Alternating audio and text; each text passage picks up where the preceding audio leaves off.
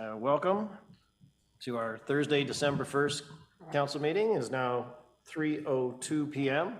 We've got some of the technical bugs worked out, and I'd like to declare this meeting open. So be it resolved that the Township of Greater Madawaska calls to order the December 1st council, December 1st, 2022 regular council meeting at 3:02. Any move? Move in a second. Council Jeff and Lois. Okay. All in favor. All in favor? Good. We have Okay, Canada. O Canada. Could we get? Are we ready for O Canada on our technical side? Okay. We can stand for O Canada, please.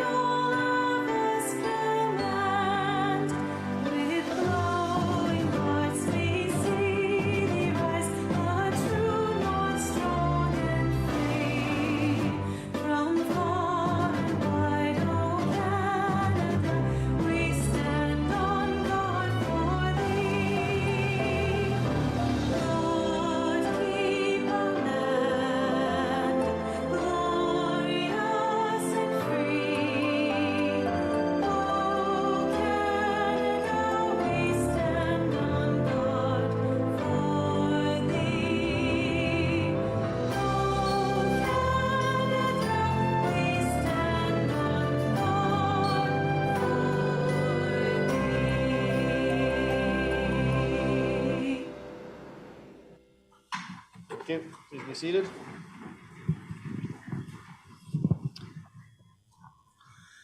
As we gather in chambers, I would like to acknowledge on behalf of council and our community that we are meeting on unceded traditional territory of the Algonquin people.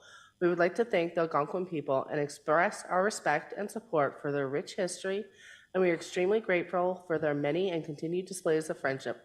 We also thank all the generations of people who have taken care of this land for thousands of years.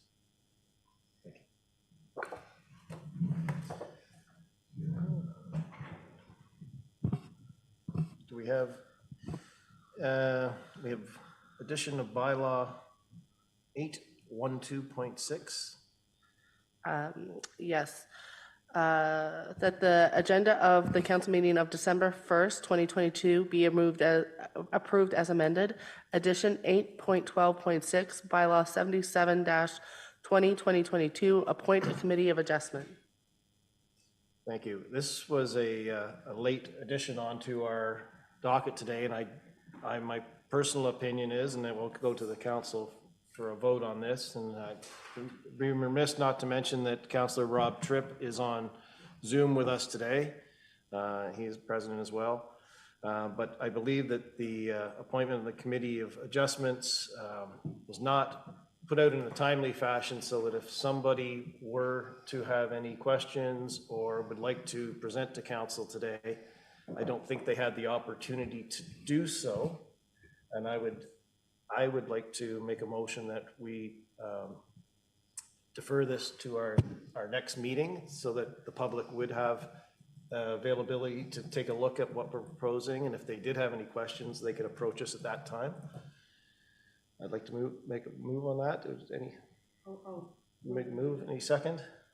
I'll second. Okay, thank you. So moved.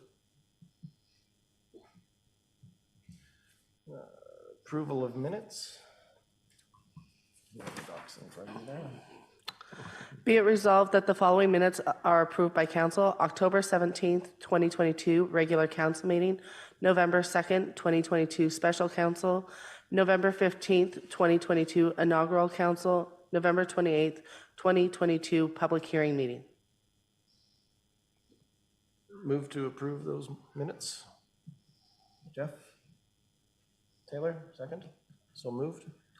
All in favor? All in favor? Oh, all in favor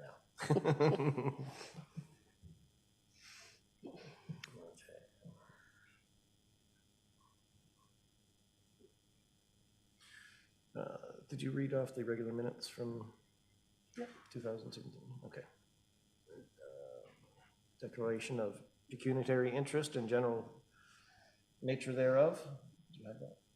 Do you want me to read it off or not?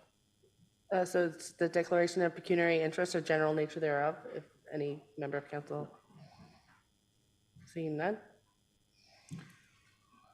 Okay.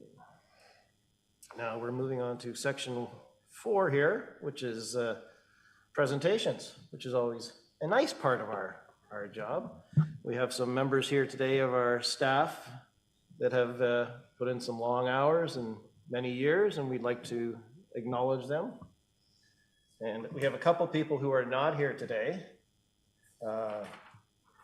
Leonard Emo, he has 5 years. I will not say Jessica, I will say Jess Schroeder, finance and admin, 5 years. And I'd like at this point to ask Chris Peters, our fire chief, to come up as well to assist me.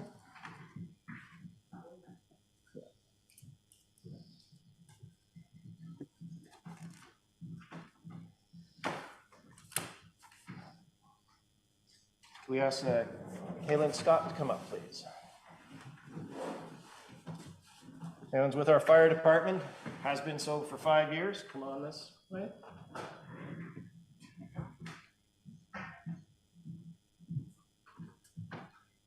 Token of our appreciation. Thank you for your service. Thank you. Thank you very much. Thank you.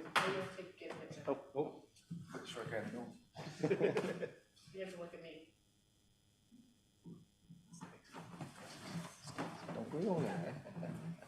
And if we could ask Riley Scott from the fire department, 5 years as well.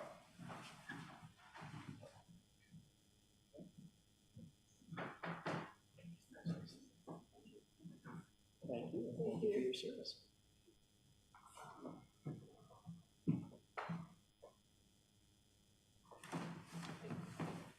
Now, Curtis Wilson is not here. I'm going to give you. You can shake my hand on Curtis' behalf. How's that? I'll give you that so that you can give it to him. Thank you. All right. And could I ask Adam Reddy to come up, please? Adam is 10 years with our Public Works Department.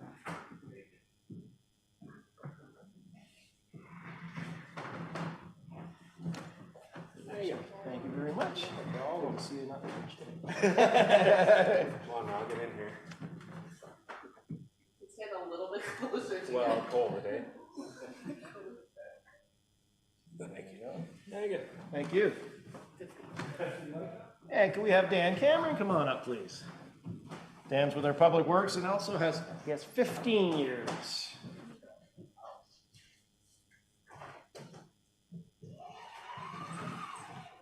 Thank you. Thank you.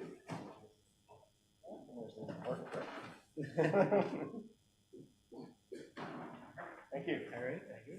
Thank you for attending today. Oh, Leonard's on the. Oh, I didn't know you were up there, Leonard. Sorry. Leonard, thank you. Oh, thank you. who you want.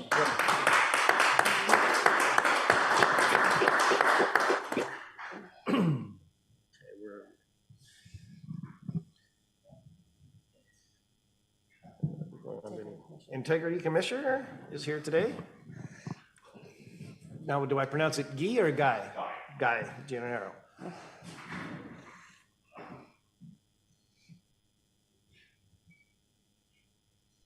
So Guy has been our integrity commissioner for 4 years, 5 years. Luckily, we haven't had many dealings with Guy. Not that he's not a lovely individual, but we don't like to see his name pop up. So thank you very much. You're making also that. Just say.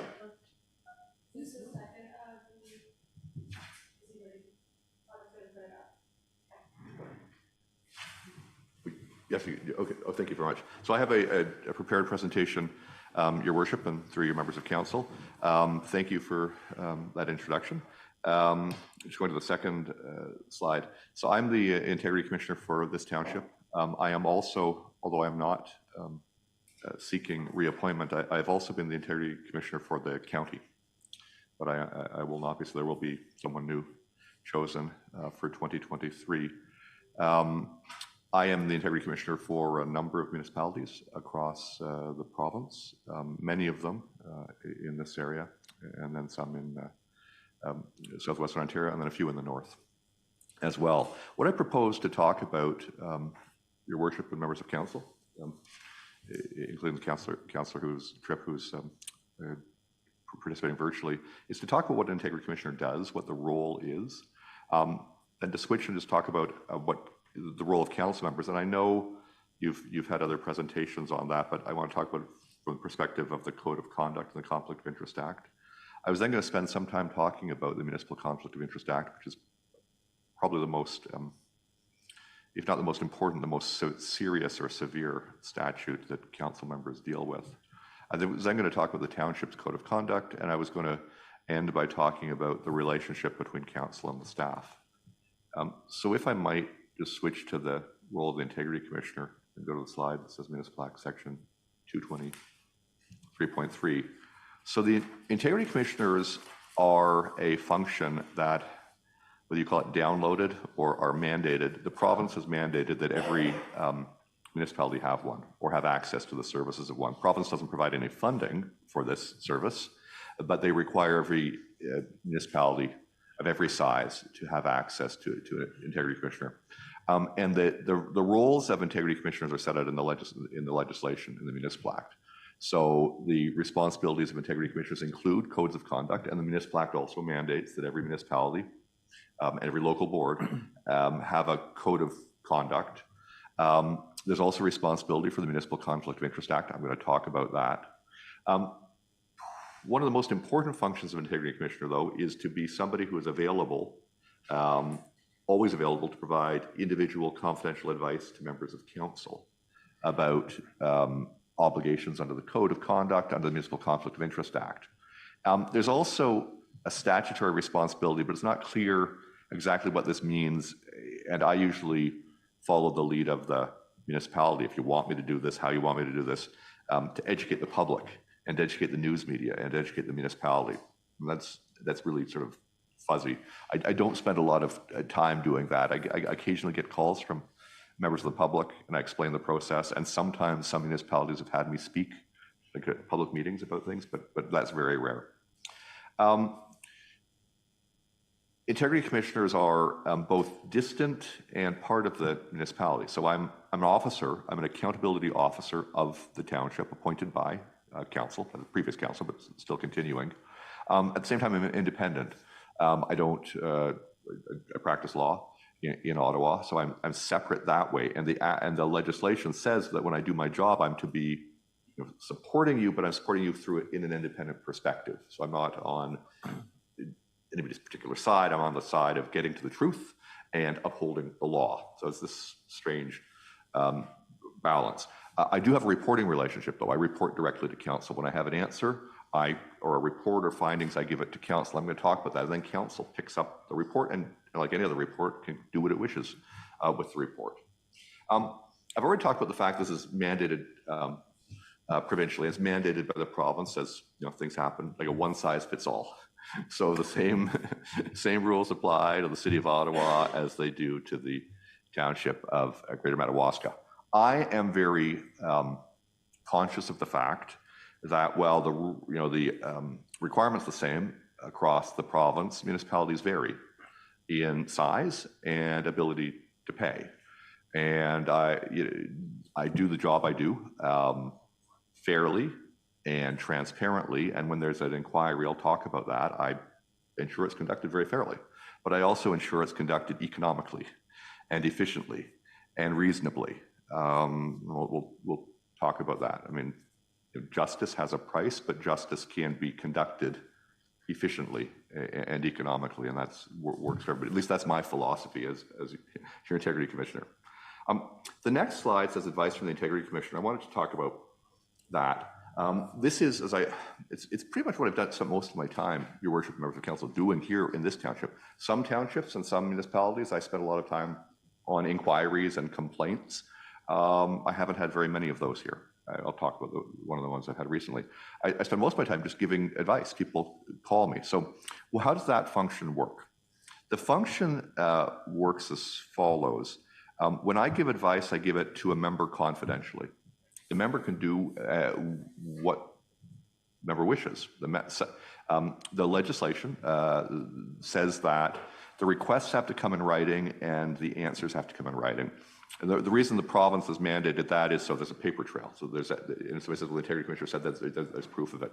But that piece of paper, or really as an email or a PDF usually, that you get is yours. Some council members just keep it and they rely on the advice themselves. Others in other municipalities have tabled it, because there's a public interest. They want to say, I've gone to the Integrity Commissioner, here's what the Integrity Commissioner said. That's entirely a member's business. You can do what you wish with the advice. I have to keep it confidential, except in very narrow circumstances. If there's a conflict of interest act proceeding, I am entitled to, probably will have to make public advice that was given about that matter. As well, and this has never happened in my experience, if a council member chooses to make public advice but only makes public a part of it, like so it's incomplete, the Integrity Commissioner does have a statutory discretion to make everything public so the public sees the full picture. Now, the advice that's given, Your Worship, members of council, relates to the person who's asking. So if you have a question about a matter before council and whether it affects you as a property owner or maybe your employer or a relative and how that affects you, I can give you that advice. Through this process, I can't give advice about other people, though. And I don't think that's ever come up in this municipality, but it does in some municipalities where Councillor Conway says, I'm Councillor A, I want you to tell me is what Councillor B doing appropriate? And my answer to that is, I can't do that in a confidential communication just between you and me. I mean, first of all, I need to know all the facts, and Councillor B has the facts. And second, as a matter of fairness, I can't just tell Councillor A what I think of Councillor B's conduct without even talking to Councillor B. So if a council member has a question about councillor personally, I can answer that confidentially. If a council member has issues with another councillor and whether what's done is the right thing or the wrong thing, there's a separate process for that, the inquiry process, which I will talk about in a moment. I've already talked about the next slide, which is what I can do with written advice. So I'll skip that to inquiries. So this is the other major part of an Integrity Commissioner's work. Depending on the municipality, depending on the active, this can be most of the work or very little. I can remember in my term here in this township only conducting one inquiry. And it was one that I reported in 2021. I think also there weren't any previous ones. I don't think there were. I have done a few for the county a long time ago. And I've had some busier townships. Madawaska Valley, where I'm the outgoing Integrity Commissioner, was also kind of busy. And North Algona Wilberforce had some activity in the end of the last decade, but it varies. Here, I've been giving advice. I haven't had a lot of inquiries. Inquiries are triggered externally. Inquiries are triggered when a member of the public or anybody else could, well, I say, the public includes employees of the township, the public includes other members of council, right, brings to the Integrity Commissioner a concern, a complaint, an allegation that somebody has not complied with the Code of Conduct or the Municipal Conflict of Interest Act. In that circumstance, Integrity Commissioner has to look at what comes in, determine whether or not there's a case there, something to investigate, and then in that case can conduct an inquiry or an investigation. We use the words interchangeably, although the Act calls it an inquiry. What's an inquiry? It's a legal process before a neutral, that's an independent person, who will hear both sides, look at the evidence, and then come up with findings of whether the code was or was not contravened. I haven't really used this power very often, but Integrity Commissioners can issue summonses and production orders. Generally, that's not necessary. There's a standing provision in the Municipal Act that says municipalities are to furnish any information that's the Integrity Commissioner asks for, and generally I get information that way. It's a legal process.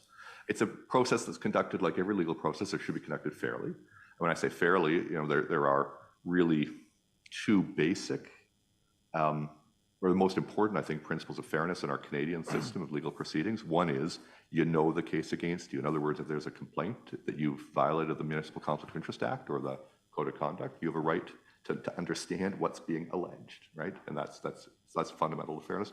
And the second principle we respect in this country is hearing both sides.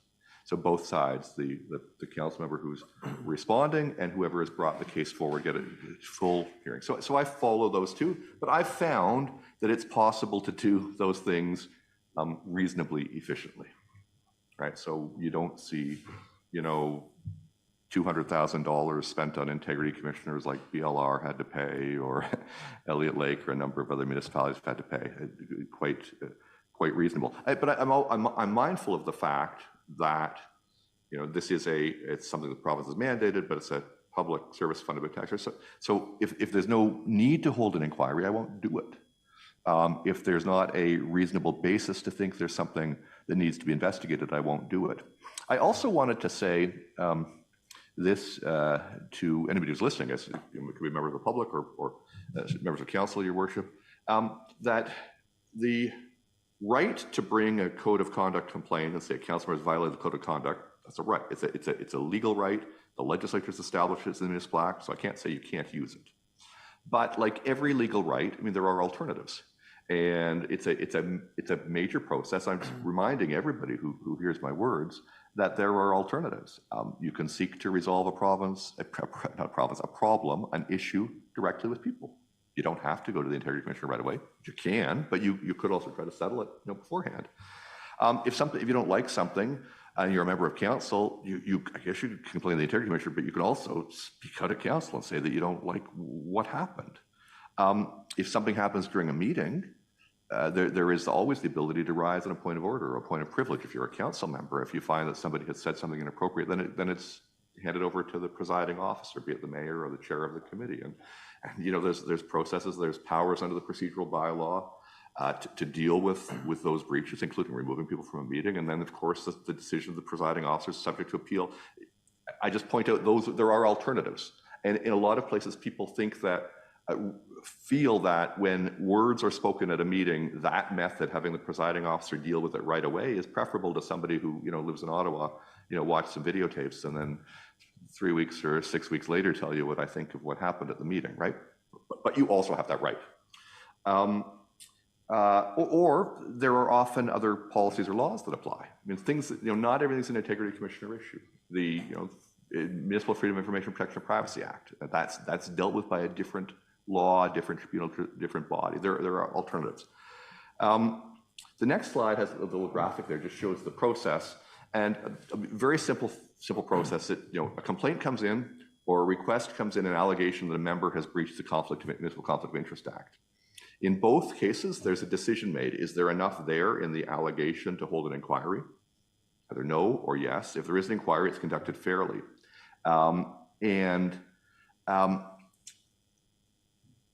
Here is where there's a difference between the two. In the case of a code of conduct complaint, if I find a contravention, I then make a report, or I don't find a contravention, I make a report to council. And like every report to council, council decides what happens next. If the Integrity Commissioner finds that there was no contravention, that's actually, that is it. If the Integrity Commissioner finds there was a contravention, then it's up to council to decide what to do. And broadly speaking, your code of conduct has some other things, but under the Municipal Act, broadly speaking, there are 3 penalty options, and there's some remedial actions. So penalty options in the Municipal Act are do nothing. Council can do nothing if there's a contravention, or council can suspend the council member's pay for up to 90 days, or can vote to issue a reprimand, which is just a formal expression of condemnation or dissatisfaction with the behavior.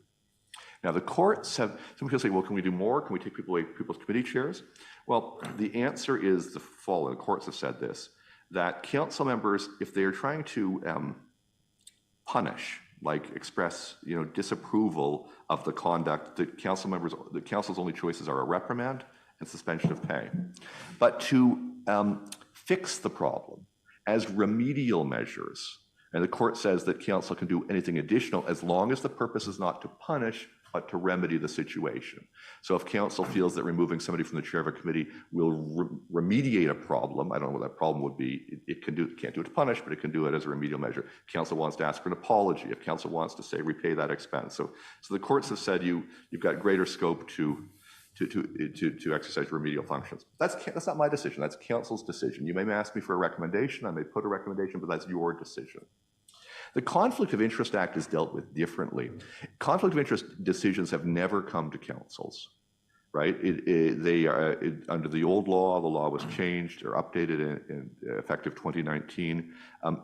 Council doesn't decide what to do about a Conflict of Interest Act. Only the court can. Only a judge can decide with, I won't say finality, with subject to appeal, but only a judge has the authority to decide whether a member has failed to uphold the Municipal Conflict of Interest Act, and only a judge can decide what to do about a contravention. The judge's powers are wide. I'll talk about that. It includes removal from office. It includes, imposing a prohibition of running or holding for future office for a period of time up to 7 years, and lesser things, a reprimand and suspension of pay. Now, where's the Integrity Commissioner come in? Well, the Integrity Commissioner comes in this way. It used to be, and I don't know if there was experience before my time in this township. There have been elsewhere in Renfrew County for sure. The only way somebody could be held to account for a Municipal Conflict of Interest Act violation was for an elector, so somebody with voting rights in the municipality, to go to court as a private citizen, right? Either pay for a lawyer or represent self, pay court fees, and ask the court to find that the council member had contravened the Conflict of Interest Act. And for decades, all through the 70s, the 80s, the 90s, first decade, that was the process. And a lot of people said, well, that's not quite right, because if we believe that the Municipal Conflict of Interest Act, like so many of our statutes, is a public interest statute, like you're upholding a public good, you shouldn't have to require private people to enforce it. Like, it's one thing to enforce the Trespass to Property Act if you're a property owner, because that's your private property, right? But it's another thing to say a private citizen has to enforce the Conflict of Interest Act. So as a response to that, the legislature introduced integrity commissioners into the process. Didn't get rid of the old process. A private citizen, a private person can still go to court. But they said, well, we'll create another process and we'll take things to the integrity commissioner. But they didn't remove judges from the situation. So the role of the integrity commissioner is now at municipal expense to look at allegations made by people and decide whether the integrity commissioner feels there's a case there. But the integrity commissioner doesn't have the final word, only the judge does. So the role of the integrity commissioner is to decide whether the integrity commissioner is going to bring the case to court on behalf of the municipality. And that's the job of the integrity commissioner. The integrity commissioner looks at things and says, yes, there's a case to take to court at municipal expense, or no, there's not a case that I want to take to court at municipal expense. And if the integrity commissioner says, I don't want to take a case to court, the person who started it can still go to court, like in the ordinary course. The only other thing the legislature did was they removed the requirement that it be an elector.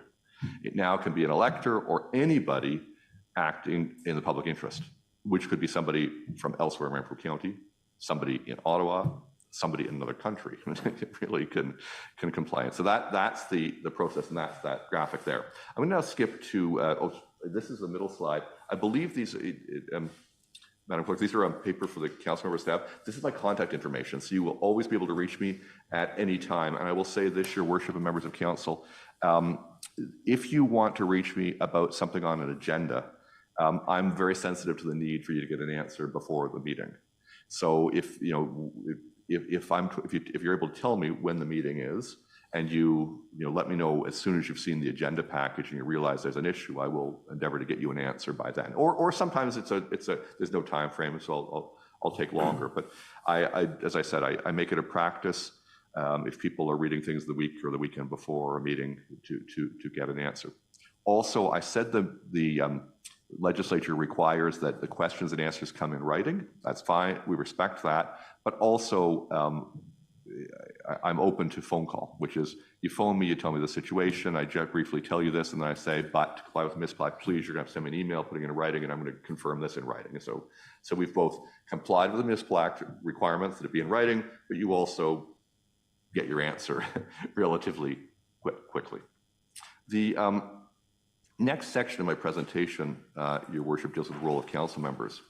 And I know that, well, members are new, you've had various orientations for people, so I'm not going to repeat what you've already heard, just going to raise what's relevant from a code of conduct and integrity commission perspective. The points I want to make that I think you're aware is that council is the supreme, the ultimate, the highest decision-making authority, making decisions on behalf of the municipal corporation. But that authority is collective. Right? No individual possesses any authority to decide anything, but collectively you have all the authority of the corporation, of the township, which is important. And that authority is wielded through official instruments, through resolutions and bylaws and minutes. It's recorded. You don't make, it's not an oral decision. People go off and interpret what you meant. It's recorded. The next thing I wanted to note, and this is very important, is that the vast majority, not everything, the vast majority of things that come before you come in the form of recommendations from other people, basically the staff. Right? That's this. So, and council is the ultimate decision-making body. So council gets to receive the recommendations and then can decide. And there are basically three options, right? You adopt a recommendation, you amend it and then adopt it, or you reject it. Those are three.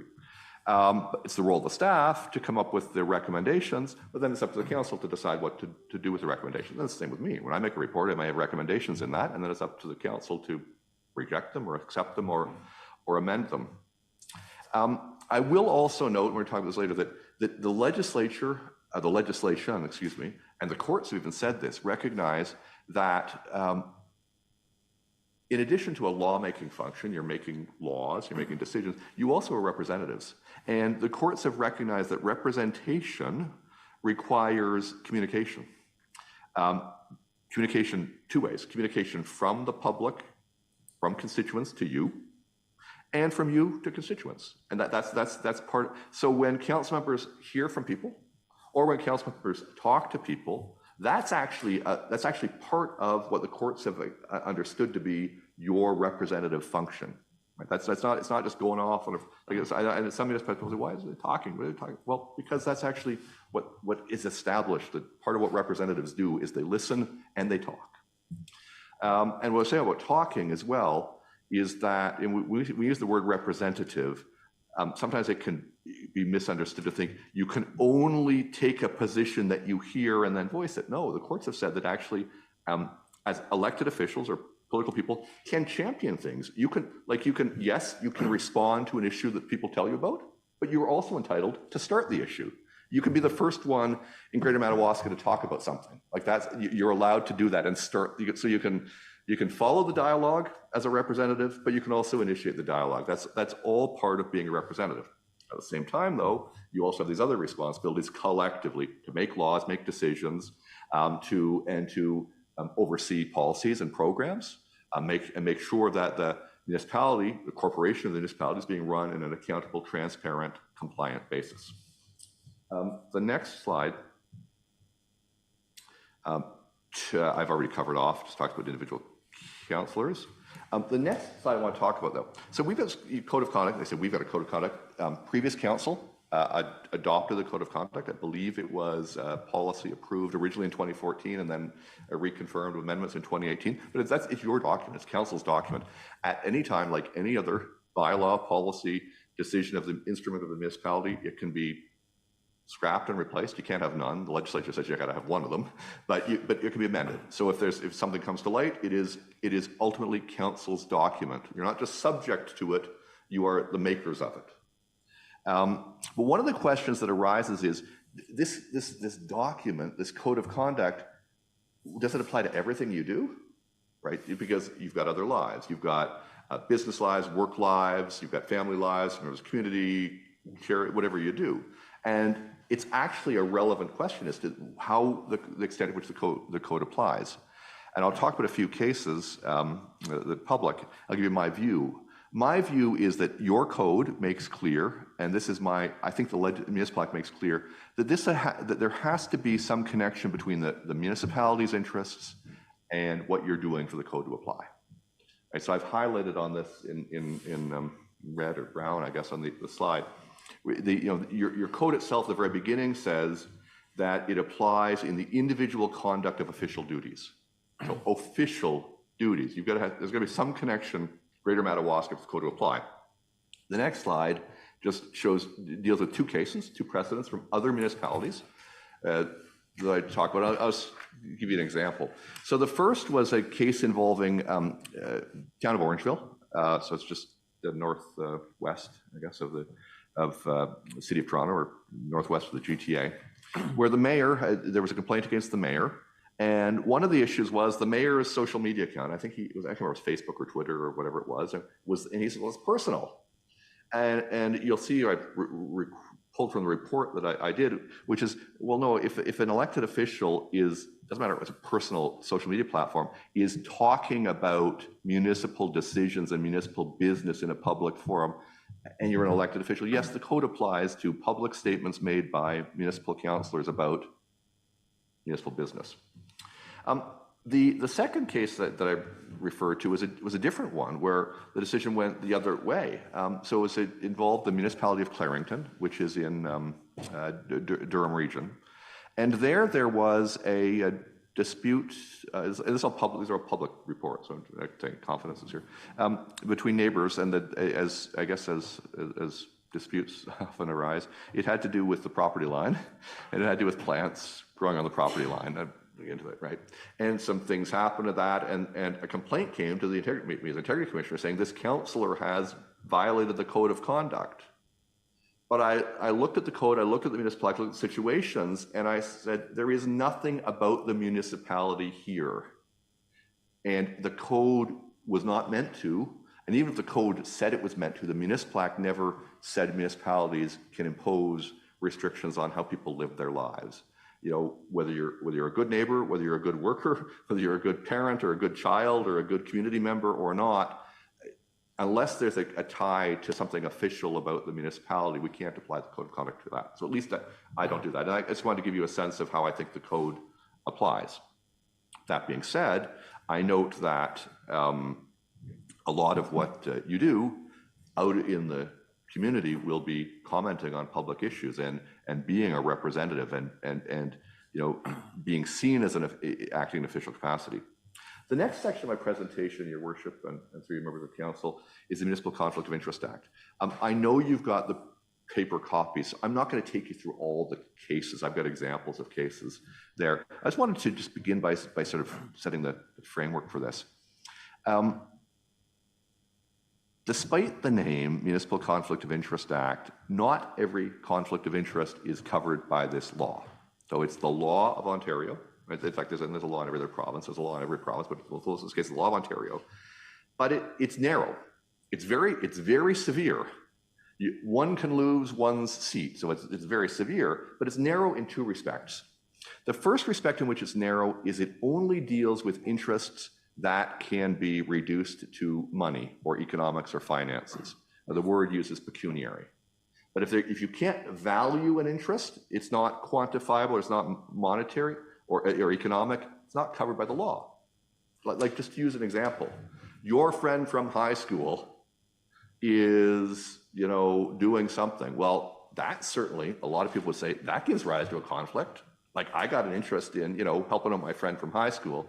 That's not covered, though, by this law. So it's narrow that way. The second is, in terms of family, the legislature has covered the scope very narrowly. So it applies to your interests. And by the way, it applies to interests of your employers and companies you may own or sit on the boards of and bodies or groups that you belong to. But for your family, it covers those interests only of spouses and parents and children, including adult children. That's it. And people say, well, wait a minute, does that mean it's okay, to vote on a contract for my cousin or my grandparent or my sibling? Well, not necessarily. The legislation just doesn't go there. So that's important to know. So the legislation is narrow that way, but very severe. It is open to a municipality in its code of conduct to go beyond. And this municipality has, in some respects, gone a bit beyond. That's your choice. But the legislation only covers that. So I just want to make that clear. So when people say, do I have a conflict or whatever, well, under the legislation, you might not have an interest. It needs to be declared. So this slide just shows the interests, and I've already pointed out, interests include those of your employers and entities. There are 7 things that have to be done if there is an interest. And by the way, I keep using the word interest. Typically, we will say things like, I'm declaring a conflict on this. But actually, under the legislation, and I believe, Your Worship, the word you used when you began is you asked for declarations of interest, right? So people don't say, I have a conflict. They say, I have an interest. I'm declaring or disclosing an interest in this matter. No, so that's what the Act requires, disclosure of interests.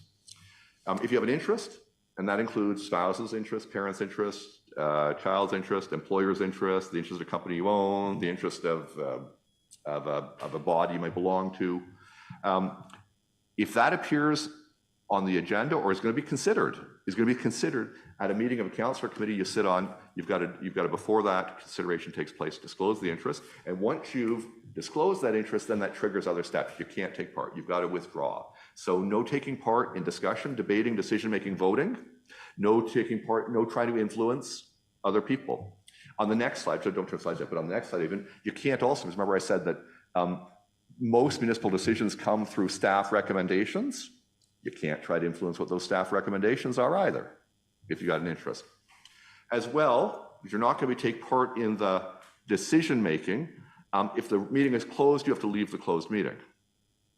The Act doesn't say anything about an open meeting like this one, but the practice in most municipalities, I don't know if it is practice here, is actually to leave your seat and to leave the room. Because you're not supposed to actually be taking part. So with eye contact, if people see your body language or your eye contact, you can start to be taking part. So it is a good practice, even if it's an open meeting, to leave. Some people just sit in the public gallery. Some people just leave the room completely. It's safer because nobody can complain. You're making eye contact, you're giving signals if you're not there. But technically, it's only a closed meeting. You got to leave. The next slide just talks about some other things, one of which I've talked about. The other thing I haven't talked about is written. You got to disclose orally and then file a written statement with the clerk. And then, I often wondered about this one, but it's been in the law forever. If you weren't at the meeting, you've got to disclose at the next opportunity that you would have disclosed this interest at the last meeting. There are exceptions, and I will, in the interest of time, Your Worship, I won't take you through this, except for the one on the second slide. The second. This is exactly that one, this slide here. You'll see the second last bullet says there are 11 exemptions. These are situations you don't have to disclose an interest. And one of them is if the interest you have, or your employers, your parents, your spouses, your child's interest, is so remote or insignificant that it couldn't be reasonably regarded as likely to influence you. Well, on the one hand, that's in the law. It's a valid exemption. You're entitled to use that. However, the process, as I've explained, means that only a judge of the Superior Court of Justice can decide whether that's true.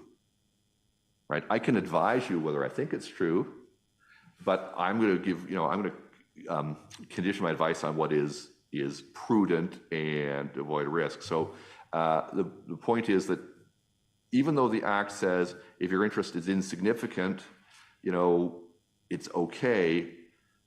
Many council members, and I don't discourage this, in fact, I encourage this, tend to err on the side of caution because they don't want to take a chance the judge thinks that what was insignificant is actually really significant. So that's the comment I make about that exemption. The next slide talks about the role of the judges I've talked about. I've actually talked about everything on the slide, so I'll skip that. The next one just talks about penalties, which I've also talked about. I think we can skip that one.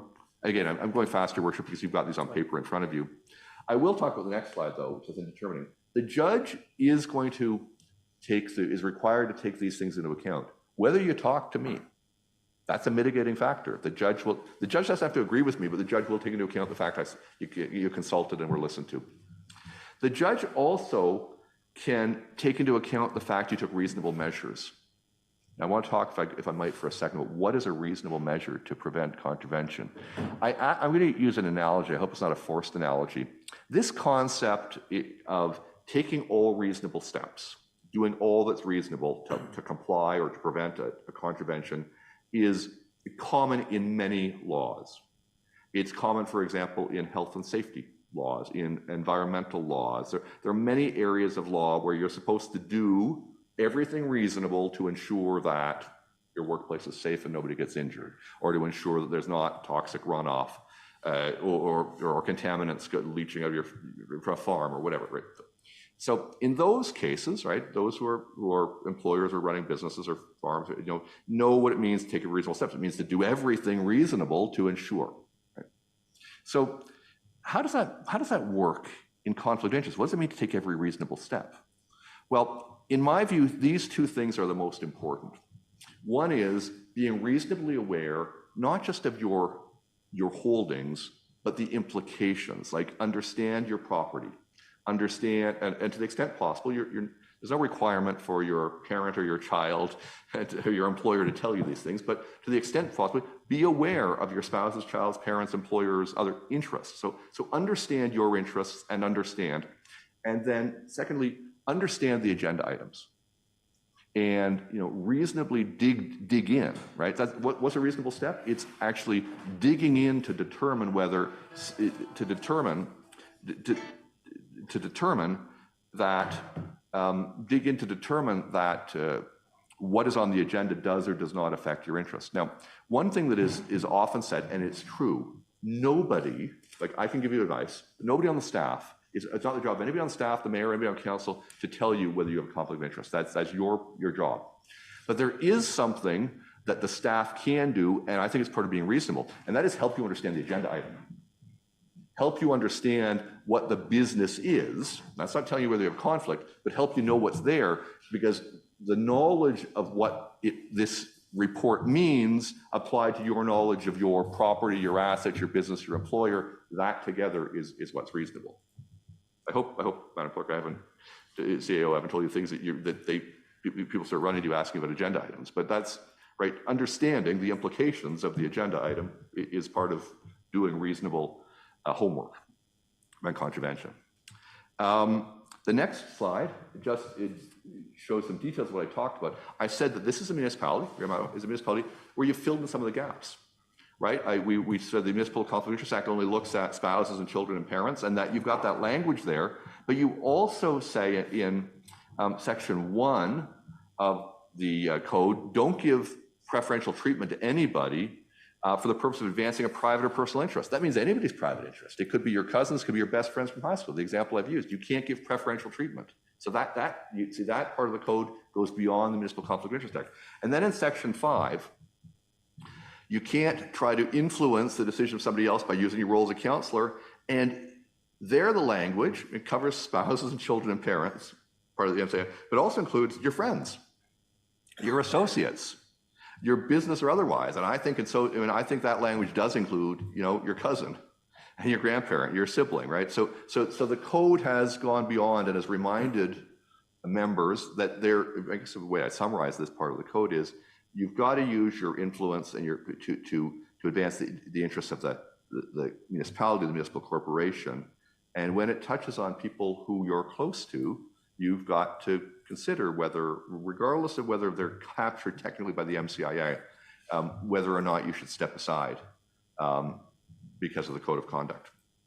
In terms of timing, Your Worship, I don't want to go on. If I finish by 4, is that reasonable, do you think, Your Worship? Is that, I don't want to, okay. That's only 9 minutes from now. I know. I will just say the following. The next few slides are examples of cases of conflict of interest that courts have decided, including one of the BLR cases that cost $200,000 in total. Just to interrupt for a second. Are Yes. these registered in Canny Law? Yeah, pardon me? Yes. So we could go there. You can go them. Yes, I did. You know what, Your Worship? I can send the CAO the citations. You can look up they're. Yeah, I can. Okay. But for any of my colleagues, I'll send word. Yep. So they're all on Canley, which is a free legal, as Your Worship knows, a free legal database. That's right, they're all there. So I'll skip, I'm gonna skip all of them, actually. If we could go to slide, oh boy, it's the one that talks about the Gillette case. So I just wanted to, there was one local case, it's mine, it wasn't a court case because it didn't go to court. So it's the only inquiry I've ever conducted in this, this municipality was an MCIA case, and, pardon me? Slide 36. The slide 36, yes. And there I felt there was no case to take to court. I decided that I did not think that the Municipal Conflict of Interest Act had been contravened, and there was no case that went to court. The citizen could have taken the case to court but didn't. So I want to say two things. One I think is helpful on what a conflict is. So what I've put on the slide, I talk about the issue of what a child was, and the facts of this case, you can read them. It was somebody who was an adult who had formerly, well, the question was were these two people once part of a family unit? And I found it was not. Yes. I'm just going to shut you down a little bit on that. Yes. What we'll do is, as a group, we'll take a look at this one. Okay. So that's not on YouTube or Oh, yeah, I understand. out in the public, Yep. if you would mind. No, I think we just, yeah, no, I understand. If we do Yes. have any further questions in regards to this Yep. particular case, that we can get in touch with you. Mhm. That's all right? I think I understand I do understand your worship. Yes. Okay, thank you.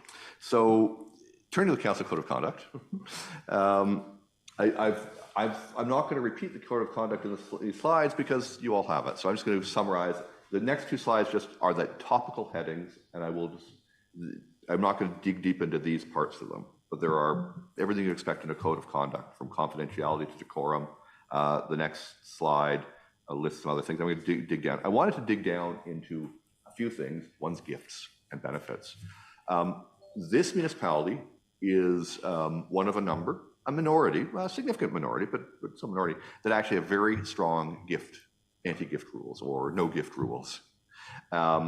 So the first thing I wanted to say is that your gift rules apply not just to gifts that you get or benefits you get, but things that your spouses, parents, and children get that you know about. And then there's a requirement of public disclosure. Even if it's acceptable, there are some cases where things are not acceptable, but even if it's acceptable, you've got to make disclosure by filling out a form if this gift or benefit is worth more than $100, or the cumulative value of a bunch of things from the same source is more than $100, or if it's a ticket to an event or a sporting good, if it's more than $30. So that's sort of the overview. I'd like to know where you can get a ticket for an event for $30 these days. Well, it's referring to things. I think in the code actually refers to things like in the township. Yeah. Even if it's under 30, or even if it's under 100, the next slide shows there are some things that are non-starters. You can't accept anything if any of these are true. If a reasonable person would think it was a trade-off, a quid pro quo, a reward for exercising your influence, or if a reasonable person would think it was designed to influence you into the future, or a reasonable person would think it goes above and beyond what is supposed to happen, what is socially acceptable or customary or protocol. What's an example of that? You go and you cut a ribbon, and somebody gives you a pen, a mug with the name of the organization whose ribbon you've cut. Right? Somebody gives you a $200 bottle of scotch. That goes above and beyond. Let's say a $99. I'm going to pick $99 bottle of scotch. Right? That goes above and beyond what you'd expect to get for cutting a ribbon. Right? So that's what that language means. The next slide shows some exemptions. These are things that are okay. You don't even have to disclose them. Things like campaign contributions or that. The second bullet is the one that I want to talk about, though. A gift or benefit that normally accompanies the responsibilities of office and is received as an incident of protocol or social obligation. What does that mean? It means that which is in Canada, right, or in Eastern Ontario, but I think the norms are the same across the country, but here, in Eastern Ontario, what is ordinarily expected that you would offer if you were in that situation, or you'd be expected to take without offending people. So I'll just give you a couple of examples. I did this example of getting something, you cut a ribbon, they give you something with their name on it. Yeah, that's understood. It's actually kind of, it's social obligation to accept it because it's kind of insulting to say, no, I'm not going to take your pen, or I'm not going to take your mug, right? Here's another thing that is customary. We are not meeting at a meal time, but if you've got a business meeting, like here in Eastern Ontario, if people have a meeting from 11 to 2, it is not, it's socially expected that somebody might, go to Tim's and get sandwiches or something like that, or bring salads or soup or like that, right? Here's what's not, though, required. It's not required that if you want to talk to your council member, you take the council member, to a restaurant and buy the council member dinner. Like that's because you can transact, people in the community can talk to you without buying you. So I'm just using examples of things that are protocol or social obligation, like feeding people if you got a 3-hour meeting over a meal, and what's not socially appropriate, acceptable. You don't need to take somebody to dinner to talk about municipal business. Now, I'm not saying, by the way, you need to get sandwiches or soup either. You can also turn those down. I'm just using the example, the concept of a working meeting, right? Here's another example where it's protocol. A mayor, for example, let's say your worship or a council member, there's an event, 100 people are gathering for dinner, right? And they're a fundraiser or whatever, and you're asked to make a speech, right? Well, in our Canadian Eastern Ontario culture, it's kind of rude to invite somebody to make a speech at dinner and say, well, you don't get to eat, right? So if you're invited to make an official speech, they'll also feed you, and they might feed your spouse too. So that's, again, within the bounds of protocol. It's like protocol, you offer the meal to the person who's come to speak and not say, well, you've got to go away. I hope your worship, I'm using examples to help put these in context of what's acceptable and what's not. I will skip the next slides deal a lot with travel out of province, out of Renfrew County to attend events, and you can accept them basically within parameters if AMO is paying or Roma is paying or Phenom is paying, things like that. So I'll skip all that. And then there's a picture of the disclosure statement, your worship, and members of the council. And I'll skip the part about tickets. Nobody, by the way, has ever come to me about tickets. I've never had a question about that. Just talking quickly about council staff relations, if I could. So the law of the province, the legislature requires that every municipality have a council staff relations policy. But many municipalities, including you, say, well, we already have that in our codes. We don't need 2 policies we're going to put in our code. It's actually kind of, we're going to rely on our code. It's actually ironic because some municipalities have a separate council staff relations policy, which says several different stuff, and then some of them have one which says see section blank of the code. So you've already got this covered in your code. Most of your council staff relations content is in section 7 of the code, although I will note that section 4 of the code is the no bullying, no harassment, no discrimination, no abuse section. So the other provisions in the code which cover that are respecting that the staff members are neutral. And I want to point out on this, I don't want to speak your worship for the staff, but I've dealt with municipal staff all over the place. They don't have a vested interest in how council happens to decide on their recommendations. Their job as professionals is to come up with good analysis, good facts, and good recommendations. And then if you approve the recommendation, you amend the recommendation, you reject the recommendation, that as professionals, that's okay because they have done their duties. But you'll notice I've talked about the recommendations, right? The recommendations are objective things. They're like, it's a word that this happened, right? It's when personalities get kind of conflated with the recommendations that problems occur and violations occur, right? It's one thing to say, I'm going to vote against this recommendation, or I'm going to move, your worship, that we amend this, or committee chair, that we amend this.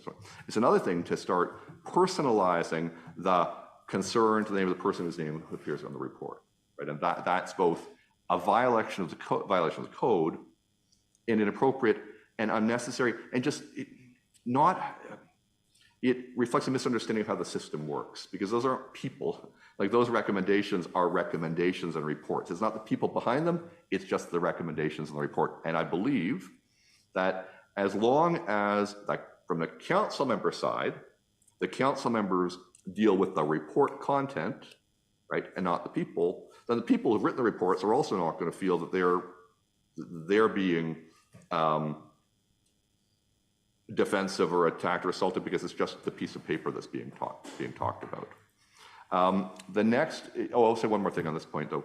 There's also a provision in this code, as there is in, I think, every code I've ever seen of municipality, which refers to the damaging the reputation of the staff, or, you know, their ethics, their comes. It will be possible that a staff member may sit at this table and delegate, or you might ask questions of the staff, right, in this room. But typically, they only speak if they're asked to, for one, if a question is directed to them, and my staff will never appear here. The platform, the voice, the ability to speak belongs to the members, council. So there's an imbalance, not just in authority, the council is the decision-making authority, there's also an imbalance in platform and voice. You have one, they don't. And this is why your predecessors wrote a code, and actually every council I've ever seen has written a code, which in recognition of this imbalance in platform and voice recognizes you can't use your platform and your voice to damage the reputation of people who don't have the same voice as you. If I can put it that bluntly or that simply. The next slide just covers off a few more things, including interfering in duties. Council is a collective decision-making body. It is the supreme decision-making body of the municipal corporation, but that's a collective function, and individuals can't tell staff what to do, can't give direction in what to do. Not only is that problematic from a governance organizational perspective, it means that one person is taking to self, right, the power which actually belongs to the five collectively. It's also contrary to the code. And it's something there's a last slide, it shows it there, but I'll say it now. The whole idea of telling staff what you want to see in a report misses the point, right? At the end of the day, that report's coming to council to decide, to vote on, to amend. You don't need to, nor you shouldn't, but you don't need to dictate what the staff put in their report, because you, at the end of the day, get to do what you want with that report. If you don't see what you want there, you can move that it be amended. You can amend the recommendation to put what you want there. So you don't need to tell them what to, and more on, and we just, people were going to be talking for years probably about the inquiry report, which was just issued yesterday in the city of Ottawa, and the LRT. But there you've got exactly, some of these things are happening. We had information which didn't come to council. We actually, according to the report, we also had political people trying to influence the decisions of staff. And as the judge who it's a broken system. And what he said, I read the full report, was that actually the outcome was all of this prevented council collectively from exercising its statutory function of oversight and accountability. And so if you have one person tries to influence the staff, and that it actually deprives all five collectively of their ability to actually do your important jobs and to do the things that Section 224 of the Municipal Act says you're supposed to. The next slide, just wanted to talk about this on this point of interference. All interference is problematic, but one kind of interference is particularly problematic. And that is interference with bylaw enforcement. Now, I begin, Your Worship, by saying I do understand why bylaw enforcement is so thorny, because people in the community who see things they think are violations of bylaws, they raise them. Right? That's what you expect constituents to do. And often they will turn to the people they elected and expect that they're going to solve it. I get that. That's a legitimate function. Nonetheless, and I do understand. And if they don't feel they're getting a resolution, they're not necessarily going to call it bylaw. They're going to call the council members or the mayor. Nonetheless, one of the unwritten, but it's an unwritten constitutional principle. It's part of what we call the rule of law in Canada. In most of our Western democracies, but we're in Canada, talk about Canada, is this concept that law enforcement must be insulated from, protected from political interference. The lawmakers, you're lawmakers, right, do have a role in law enforcement. You get to make the laws. You get to make the laws that get enforced. You also like set the budget for law enforcement. You also get to do the hiring ultimately through the CAO. You, at a general level, you can certainly talk about strategies and priorities and all sorts of things. But at a micro level, like the case specific level, it's a Canadian principle that people who are elected can't take part in deciding who gets charged and who doesn't get charged. And it doesn't matter if we're talking about the OPP or the RCMP or the City of Ottawa Police or somebody who's right here on contract. I think you have contract right by law enforcement, right? That person, all those people have discretion, including the discretion to decide whether they're not going to lay a charge or they're going to. And that discretion can't be influenced by a political actor, right? And I know that's tough to say, because you've got a person who says, wait a minute, this structure is like, why is that old, vehicle parked there and it's contrary to bylaw, or what about the fire ban, or whatever it is. But council members have to be able to take that channel, talk to staff and not express an opinion or try to influence actually the law enforcement decision. I apologize if I spent too much time on that point, Your Worship, but it is an important one. And it's also referred to specifically in your code, by the way. Like we don't usually see this in codes of conduct, but you've got a very specific reference to this about provincial offenses, prosecutions. I'll skip the point staff, which I've talked about. The last point is just a little summary of different things. What you can do, what you can't do. You can disagree. Like, disagreement is not a problem. Disagreement is not a violation of the code. Disagreeing, right? We're a democracy, right? There's a vote. Whether the vote's 5-0, well, there's nothing. 5-0, there's no other side. But if it's 4-2, or if it's 4-1 or 3-2, there's another side. And you're entitled to be on the losing end. You can disagree. You don't have to vote for a staff recommendation.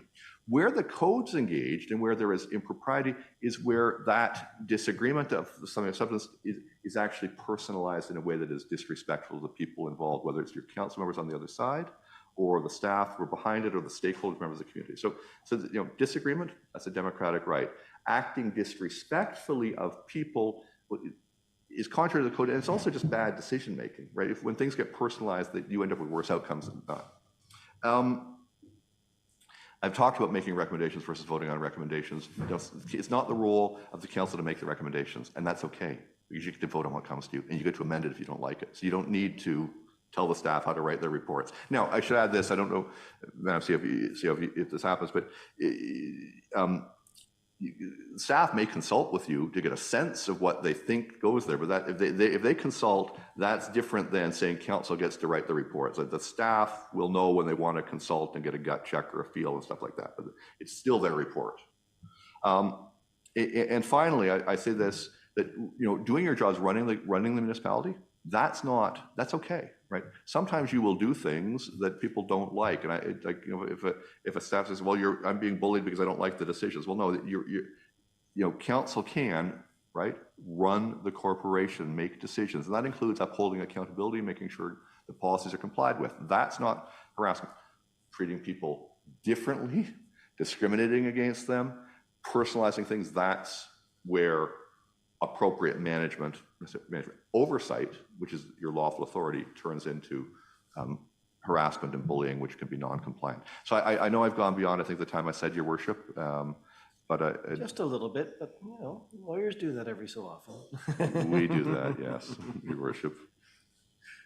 Well, thank you so much for that, and know that we have your contact information, and if there's any questions that we have in regards to any case law or just general knowledge, that I'm sure we'll be more than willing to contact you.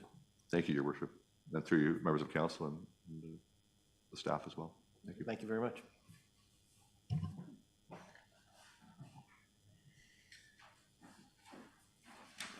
Where are we? We are.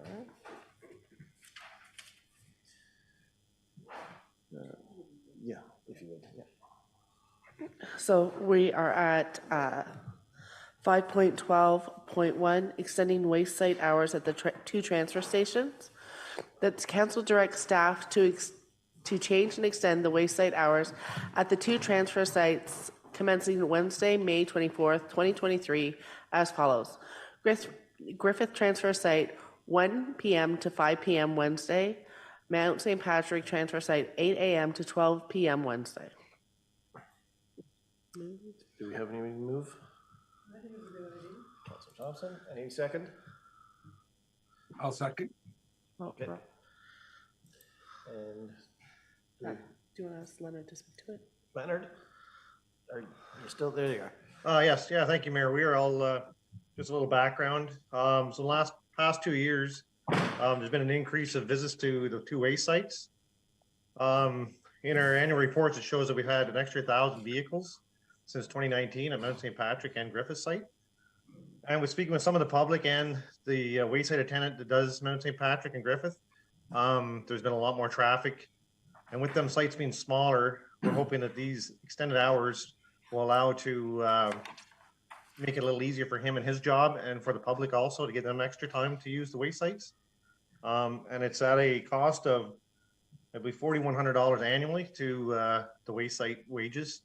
So I find that works pretty well. Plus what it does is it makes the hours consistent from the weekend to during the week. So it makes it easier for people to follow the hours. Because we have had a lot of issues in Griffith with garbage being left at the gate. So also that should help with eliminating that issue. Thank you. Any questions of council? Yes, go ahead. Your mic, please. One question, Leonard. Why the delay till May 24th? Just curious. Well, that's when we start our summer hours for the waste sites with the holiday Mondays. So my thoughts were that's the busier time when it starts up, and just to give more time to advertise to the public of the change of the hours. Okay, thank you. Thank you. Any other questions of council? Taylor? Are the Saturday hours or Sunday hours still the same?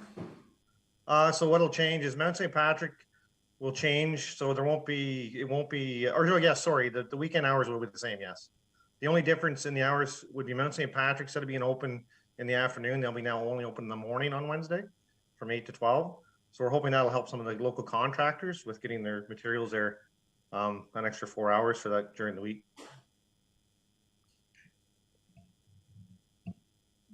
Any other questions? Councilor Tripp, on Zoom, do you have any? No, Thank you. All in favor of this bylaw? So moved. There is nothing under the Public Works Department. 7.12.1 OPP 2023 Annual Billing Statement. This document was included to demonstrate how the cost for policing is arrived at. So if it's based on a 4-year average, there's 2 components. There's the calls for service, and then there's the base cost.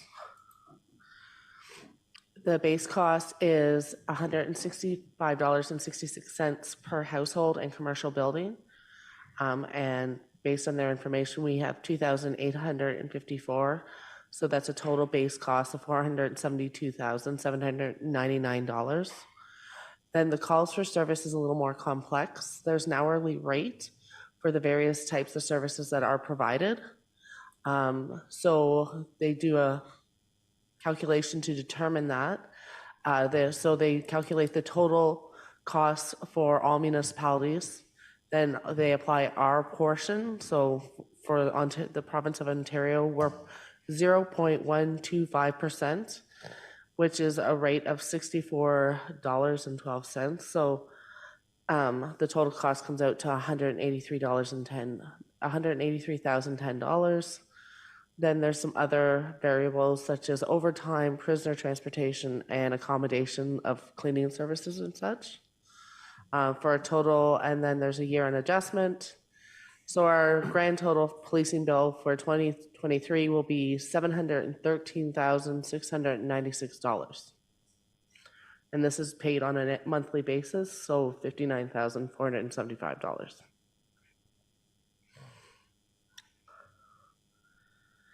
I will try to answer any questions if there are any. Are there any questions from council?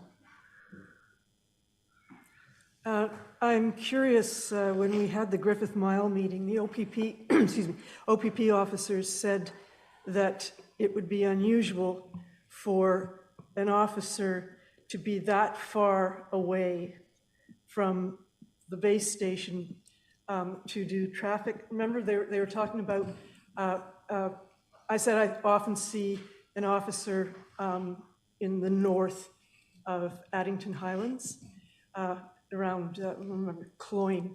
And they said it would be unusual to see an officer being that far away, because most of their activity would be in the larger centers. Is there any kind of cost allowance for the fact that they don't do regular patrols here? So no, and that's what we have done delegations in the past for that very item, because our argument was that a base service is not the same for the village of Madawaska as opposed to Renfrew, where there's establishments that are open later into the night. So we have attempted to make that argument, but unsuccessfully. Any other questions from council? Rob, Tripp? Nope. Oh, good, thank you. Okay, so then we can move on to 8.12.1, planning or building permit report to October 31st, 2022.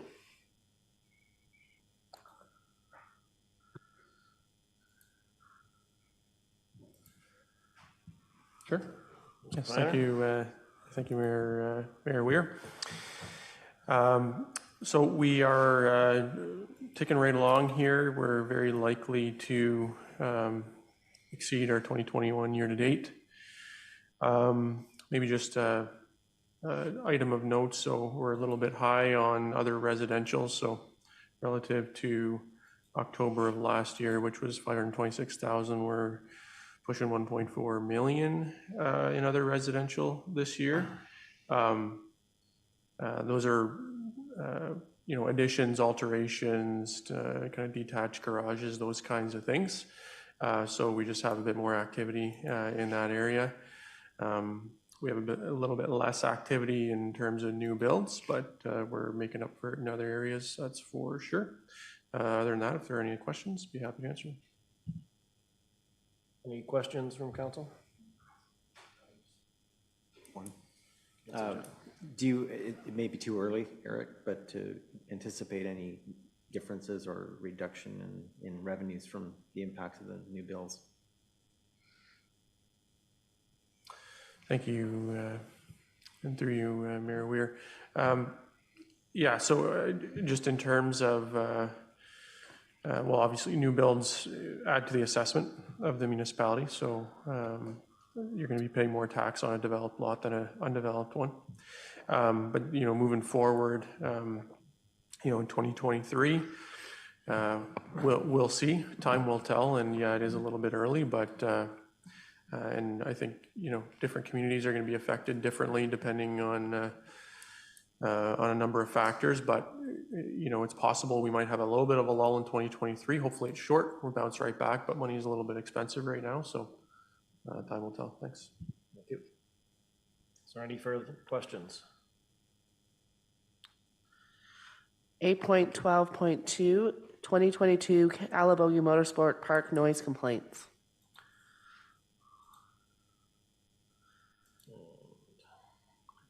Eric? Yeah, I can certainly speak to that. Kristen wrote this one. She did a great job, but I'll speak to it. From my understanding, noise complaints are kind of trending downwards, which is great. I think we got a couple of them this year, 5 in 2020, 2 in 2021. So that's all great news. Yeah, if there are any questions, we have an answer. Any questions from council? No? Thank you. 8.12.3, bylaw 69-2022 zoning bylaw amendment 2206.7 Campello. Yeah, thank you, and through you, Mayor Weir. So this application here, we heard this on Monday at the public meeting. So it's an application to rezone from limited service residential, which is our standard kind of base zone for waterfront development on that doesn't front on a public road, to an exception zone, LSRE 60, to permit the construction of a single detached dwelling, private septic and well. So under normal circumstances, this would just be your run-of-the-mill waterfront limited service residential lot, but because it's located in Calabogie Estates, it needs a rezoning. Calabogie Estates is a bit of a different animal. It functions on the basis of a long-term lease. Been around for a while. They are separately assessed and separately registered, so very unique. But our understanding is that this is one of the remaining vacant lots. There's 2 or 3 more that are owned by people that already live there without an intention to develop them. So this is the only outstanding lot remaining that's planned for development at this time. And so this amendment's required to allow that to take place. We did have the public meeting. We've had written comments from the corporation in support. We have had some comments with respect to this application and the previous one, just expressing some concern about the future development of Calabogie Estates and what might happen. I think at the staff level, we have not been advised of any future plans in that regard, so we can't really speak to it. But certainly this is before council at this time, and we have no concerns, and we're recommending approval. Thank you. Thank you, Eric. Any questions? Council? That council approves bylaw 69-2022 to rezone lands described as Part Lot 8, Concession 9, Geographic Township of Bagot from Limited Service Residential LSR to Limited Service Residential Exception 60 to permit the construction of a single detached dwelling, private septic and well. You move? Rob? And Rob Tripp, second. Vote. So moved. Yes. Thank you.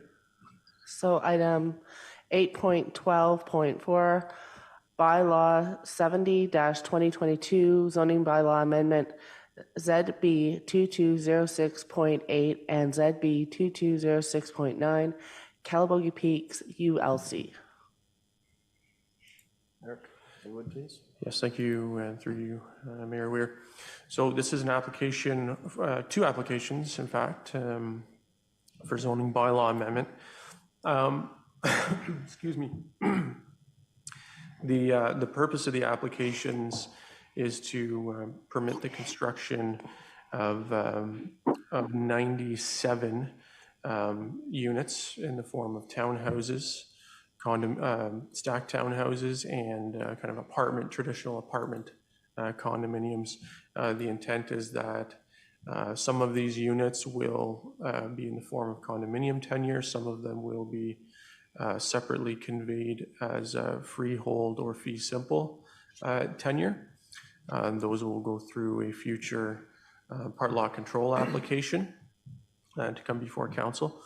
At the moment, these 2 applications are establishing the principle of development. The reason there's 2 of them is because it relates to parcels of land on Mary Joanne Drive that are physically separated by the road, and perhaps could draw council's attention to Appendix A of the report, showing the proposed development layout.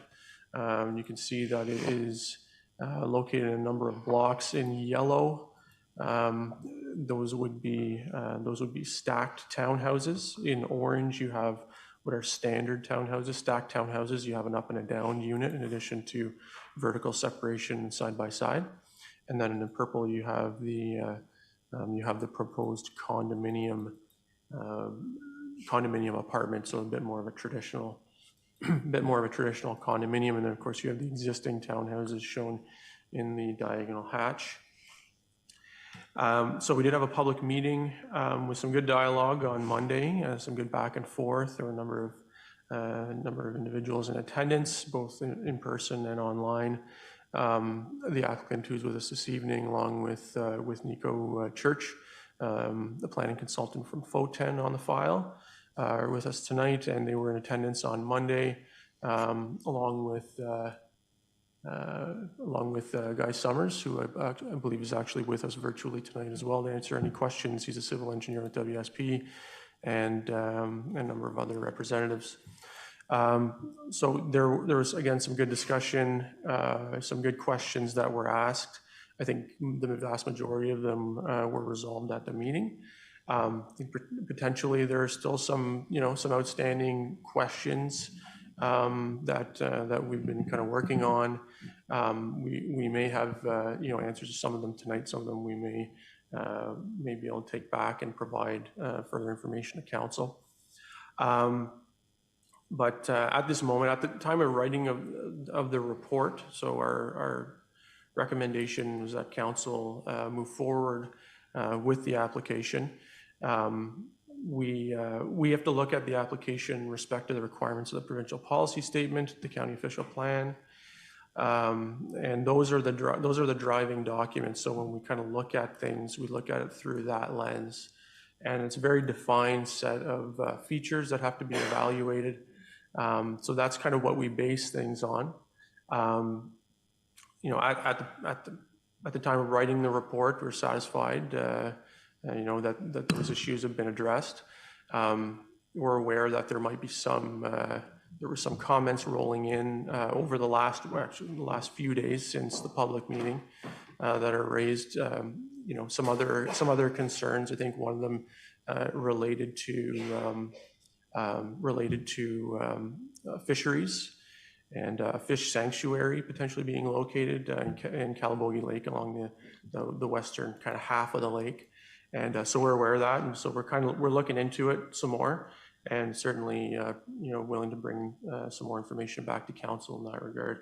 And certainly whatever direction council would like to go this evening on the file, we're happy to provide council with any information they're looking for on that. So I think at this point, the recommendation in the report is that it be approved. If council would like to kind of table the matter or defer a decision on the matter until we get some more information on the matter of the fish sanctuary in particular, that would be fine, of course. And of course, if there are any comments from the applicant or any the members of the applicant's team that would like to speak to the matter and potentially have some more information. Again, this is all kind of coming in pretty quick, so we're trying to be as responsive as possible to the matter. And I think I'll maybe leave it at that, and if there are any questions from council, we'll go from there. To start, is there any questions from council on this? Your mic, please, then, Jeff. Jeff here. Thanks for the presentation the other day. It was very good, very informative. You guys have done a lot of background work to date. There were a number of environmental concerns that were raised, and I think a lot of them, as Eric described, were addressed. And then there was the item about the fisheries. So I think that item has to be determined conclusively before I can move forward on it. The other thing that was brought to our attention, which is really the impact or potential impact to traffic in that area, and what will happen given should that be studied and determined at what point does it become a saturation point conducive to that area. So if the 97 units get concluded and then we discover that we've got a traffic problem after the fact, I think that's something we need to determine ahead of time. So whether it be a traffic study to determine how many units could be constructed before we run into an issue, and what would happen to any of the roadways or traffic patterns out in that area, and who and how would that be costed. The last piece, which is really a request, which is a very similar scenario like you presented the other day, but something for the public. I think what we saw the other day was a very extensive background into what has happened to date, and I think it was really, really informative. And I think there's an opportunity to present that to the public so that everybody could get a sense of what's happening, when it's happening, what the expectations are, and so on. Certainly not a consult. Maybe you can accept feedback. People might have something to say about it that you might find informative or something that might adjust your plan. But I think a public presentation would be really beneficial for the area, given the size of the project. Thank you. Any, Lois? Yeah, I would like to add that I think we need to, some of the comments were people didn't feel they had enough information. And I think that's partially our responsibility. You had some great graphics and diagrams and whatnot that were shown on screen. I don't know, were any of those available? I wasn't part of the beginning of this, we're all a new council. Was that material available at the township office to look at? No, Lois, Sorry. we're not really going to be addressing the applicants at this time. Okay, good We're more point. to be debating what's in front of us, Okay, if that's all right. okay, so,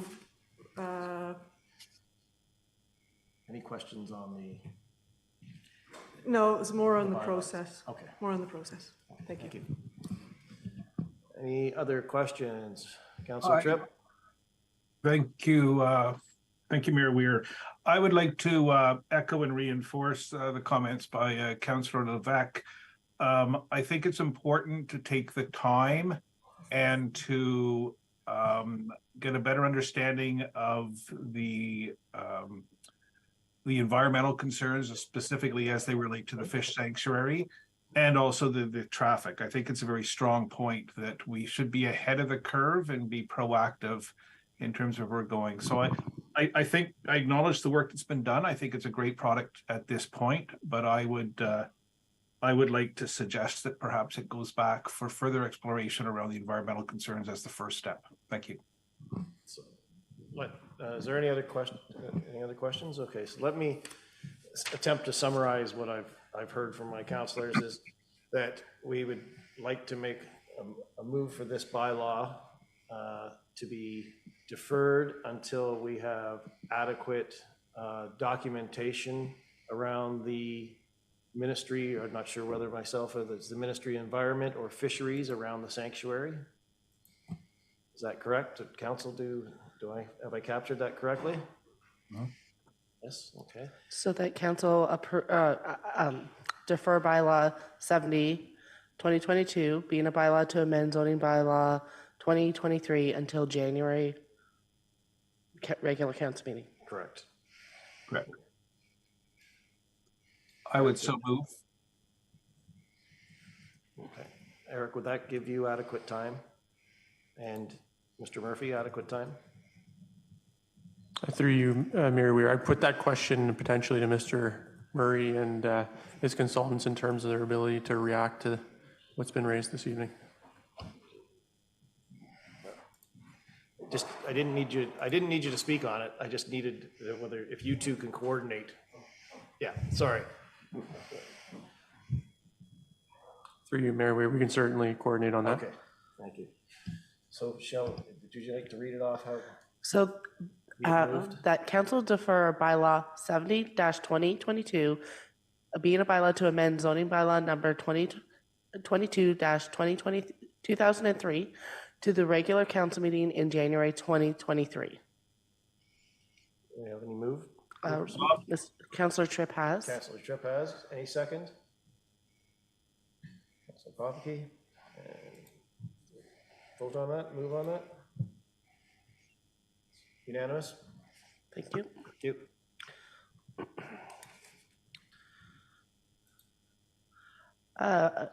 Item 8.12.5, Peaks Village easement.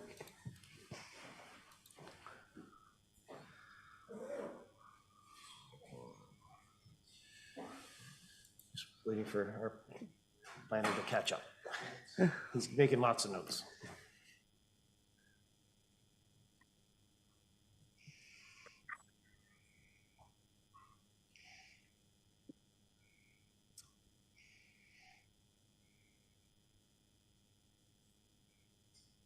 Thank you. Thank you for your patience. And through you, Mayor Weir. So this report is with respect to an older subdivision called the Peaks Village, kind of north of the ski hill. And so there's a number of roads in it. that unfortunately back in the day when this subdivision was developed, they weren't constructed. This happens on rare occasions, I'm going to say, where developers kind of don't satisfy their obligations, kind of under a subdivision agreement or in terms of what they've committed to council and the township. But it does happen, and it happened in this event. The township does have ownership of several lots within 8 lots within the subdivision that were taken as security, and it's uncommon today. We wouldn't recommend today that you take lots within a subdivision as security against the works in a subdivision being completed, for the simple fact that if they don't complete the works, then the value of those lots is questionable, right? So at this point, you're dealing with a subdivision that people are living in it very clearly, right? Council will be familiar. It is a subdivision where people actually reside there, but the roads are not acceptable in terms of a township standard because they weren't actually constructed, and the things like drainage need to be improved in the subdivision as well. So I think at this point, this is just a report or a memo just advising council of some of the details on the subdivision and some of the actions that we're going to be taking. So there's a couple of things. So firstly, there are easements that need to be procured from residents that live in the subdivision. And before you, the idea is that you do this before you sell the lots, because now you got to deal with a number of parties, right? Some of which are willing and some of which are more hesitant, understandably.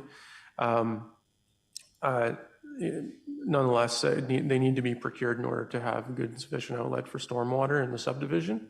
And so staff have been kind of working at that along with township solicitor, and with the very kind assistance of a resident of Peaksville, just kind of been going door to door trying to help the township out, and trying to, in some cases, it's just hard to get a hold of people, right?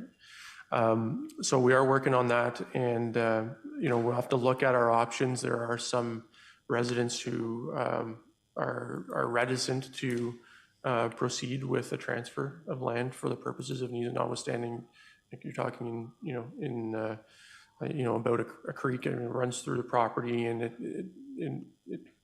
very much would be in their interest, in addition to the interests of the township, to allow the township to be able to maintain that and whatnot. So I think there's just some concern about transferring any interest in land, whatever it is. So we're gonna have to look at our options with the township solicitor, which may extend to attempting to procure the land, without the cooperation of certain residents, which would be unfortunate. It's not certainly our first approach to this kind of thing. And then secondly, with respect to the construction of the road, staff are working on coming up with kind of a cost estimate on this and a scope of work in terms of what needs to be done. Really, we're talking about building a road and putting some ditches in and culverts where they're needed, and some grading and things of that nature. So the hope is that we can kind of do the majority of it in-house, and try to minimize the cost, appreciating that the township is going to be shouldering this cost, and then attempting to recover it through the sale of the lots that it has as security within the subdivision. I think the nice piece is that those lots are worth a lot more now than they were back when this subdivision was done, right? So we might be able to recover the vast majority, if not all, and maybe walk away with some extra money, which would be good if we didn't have to incur costs as a result of this. So I think that's it. And if there are any questions, certainly happy to answer. Thank you. Any questions from council? No. Thank you. 9.12.1, 2023 conferences. This is an information item for council of a number of conferences that do occur on a regular basis during the year. So the first one that's coming up is Roma. I understand there has been some interest in this, so it's a good opportunity to network and meet councilors from not only our neighboring municipalities, but municipalities across the province. Thank you. We'll review those and 9.12.2, election statistics. This is a document that is brought forward to council after an election to provide just some different statistics. I'm not going to read them, but the voter turnout was some lower than 2014. I did put a comparison of voter turnout compared to some of our neighboring municipalities. We are not the lowest, but we are certainly not the highest. we'll have to work on that. That's. So I'm not sure if there's any questions with that item. Any questions?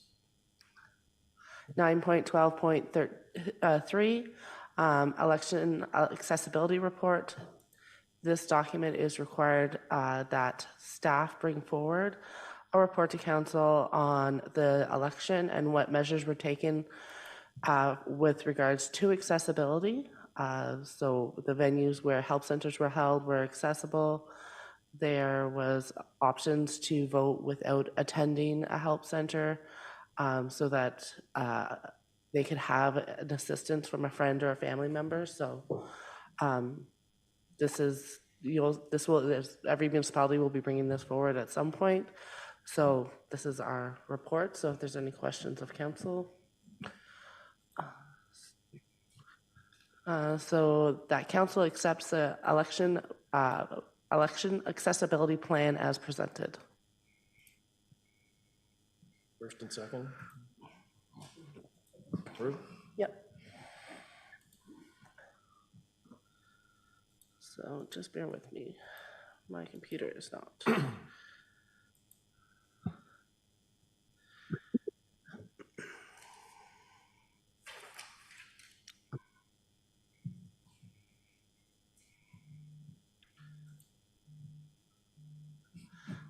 So next is 9.12.4, Deputy Mayor and Alternate Mayor for Renfrew County Council Representative, Deputy Mayor and Alternate Member for Renfrew County Council Representative. Do you want to speak to that? Yeah, I'll speak to that. Just to give a bit of background, council required at our first meeting to name deputy mayor and an alternate person for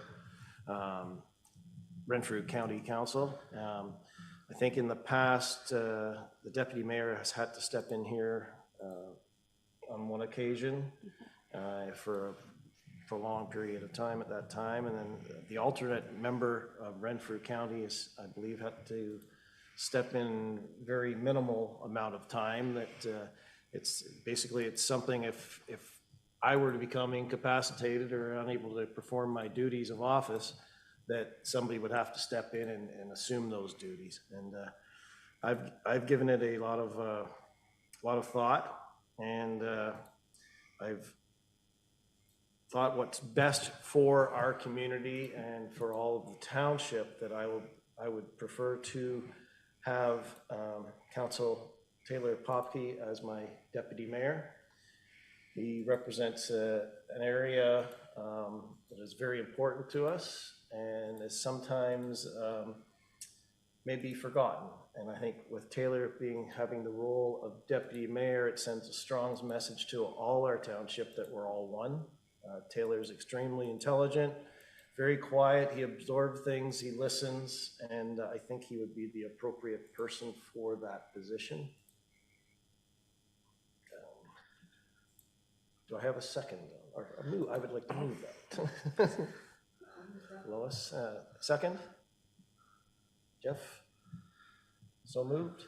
Mm-hmm. So moved. Deputy Mayor, sir, thank you. Thank you very much. Thank you.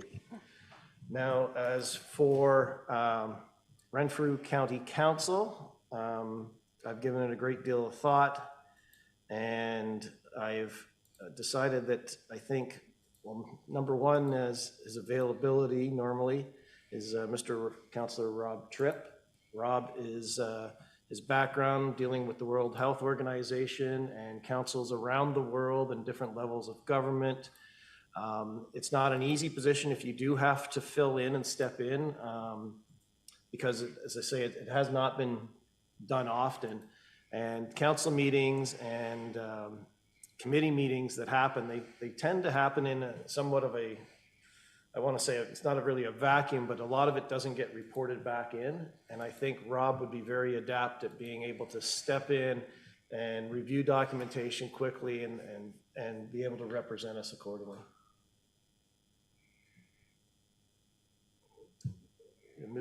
Lois, moving. Any second? Taylor Popke? All in favor? Unanimous? Thank you, Councillor Tripp. Thank you, Mayor, and to colleagues. 9.12.5, committees. So we've had a lot of discussion about committees and various committees that should be formed. There is currently a policy that's in place that is from 2014 that outlines a number of committees that have existed in the past. That being said, during the discussion, there was several suggestions or recommendations of committees we should form, that we should form some and then do a survey on to see what other ones should be formed. So the recommendation before council is, with the exception of a few that are addressed later in the agenda, is that we put a survey out for all the surveys to see what the residents and ratepayers of Greater Madawaska would like. And then from that, once the results are in, a report will come to council with recommendations on how to move forward with regards to committees. Any comments from council?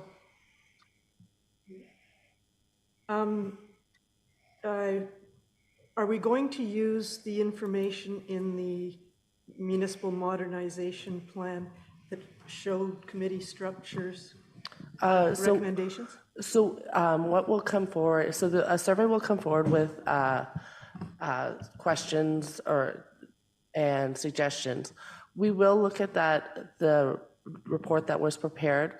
That report does have some challenges. You'll note that several of the municipalities that they cite are much larger than Greater Madawaska. I did have discussions with the consultants after that report, or when that was being prepared. They suggested that I contact Grimsby. While I did, Grimsby was overrun with volunteers, and we don't unfortunately have that same problem. So yes, it will be reviewed, but it will not be strictly adhered to. Any other comments? I Council? have, if I may, Mayor Weir. I think this is a good strategy or a good way forward. If we reflect back to our early meetings and the chart that we had from Councillor Levesque when we kind of scoped out some of the committee structure, it was something we also heard on the election campaign, that there is an appetite for the community to get involved. So I do think we'll see more volunteers down the road. But there was certainly an appetite for the committee structure to be brought back in, and very strong suggestions from some of the community members in terms of what they'd like to see. So rather than us as a team of 5, moving forward on a set of structured committees, I think it's a valuable exercise to create a list, send it out to our ratepayers through a survey instrument that they can prioritize, and perhaps provide other suggestions to us that can come back in the report.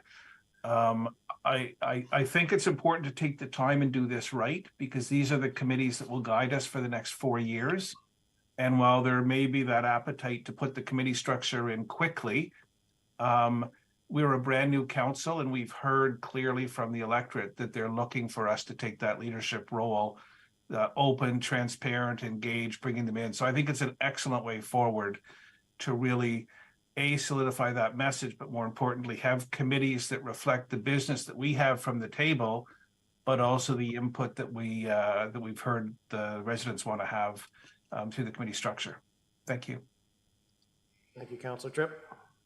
Any other questions, comments, concerns? That council instructs staff to prepare a survey regarding committees and present it at the January regular council meeting. So moved. So first, second? Second, Rob You're fighting over this one. or Taylor?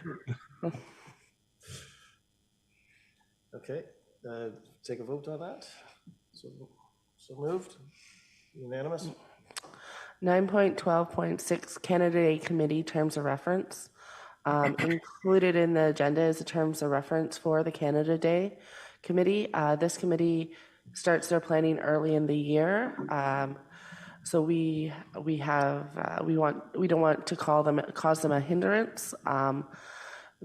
So before council is the terms of reference. Ideally, there would be representation from both the DACA Center and Madawaska Hall, as they also have Canada Day events, and there may be some opportunities for economies of scale. They already do some advertising together, so hopefully we can look to share.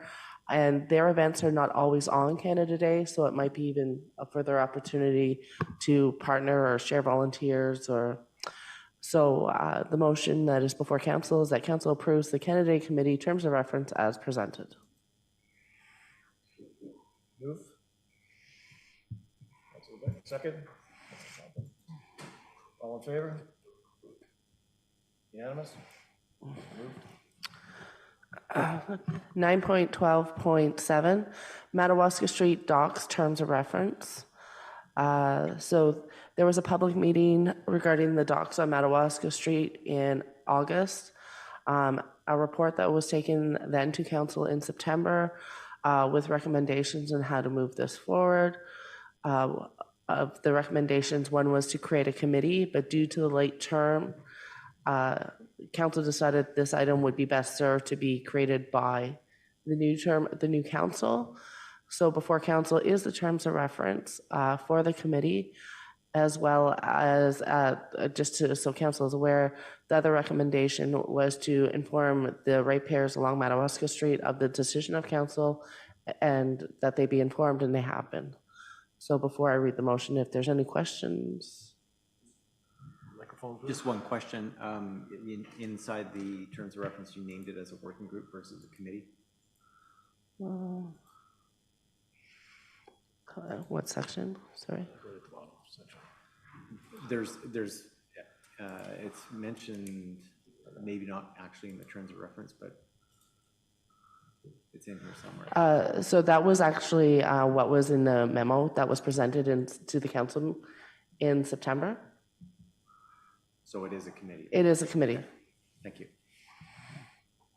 So if I'm seeing nothing else, that council approves the Madawaska Street dock terms of reference as presented. So moved. Rob? Councillor Tripp, second.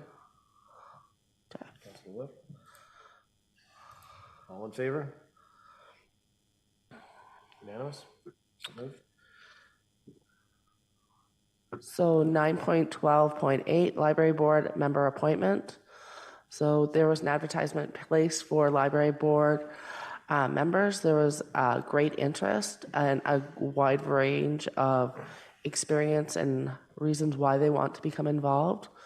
So the motion before council is that council approves the following to the Greater Madawaska Public Library and Learning Center Board: Councillor Lois Thompson, Barry Bridges, Caitlin Zeal, Emily Thompson, Evelyn Miller, Lucy Perrier, Nicole McKinnon, Patty MacArthur, and Sue, and I apologize, McKillick.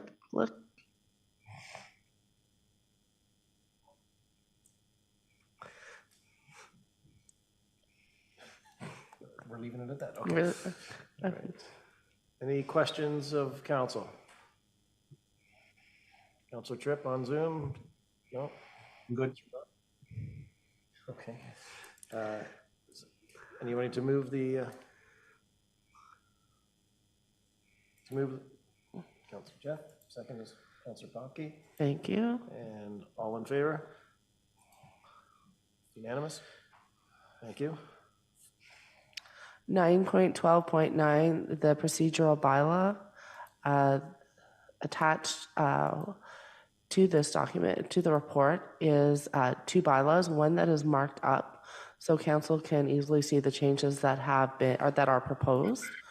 And then there is a clean copy that you can see what it actually looks like without all the scribbles and highlights. And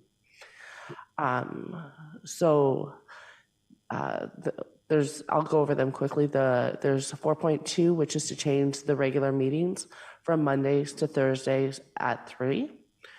There is the public meetings. So this is to is an attempt to schedule public meetings for the second Thursday of the month. This will assist the planning department when receiving applications, that they can advise when the meetings are going to be, noting that we do have legislative requirements that we have to adhere to, but if we can try and guide the applicants to meet these deadlines, it would go a long way in assisting our planning department. And I don't know if Eric wants to add more to that, or...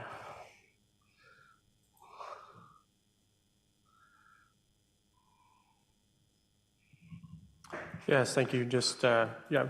I think it's a good idea just to have it kind of on alternate, I guess, on a separate day, just in the event that we do have, multiple applications. If there's, desire to have more dialogue, probably is, better served having kind of on a separate evening.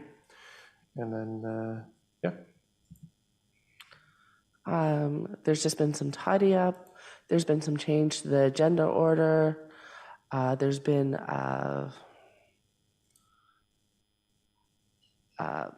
there's nothing that's really high level or significant.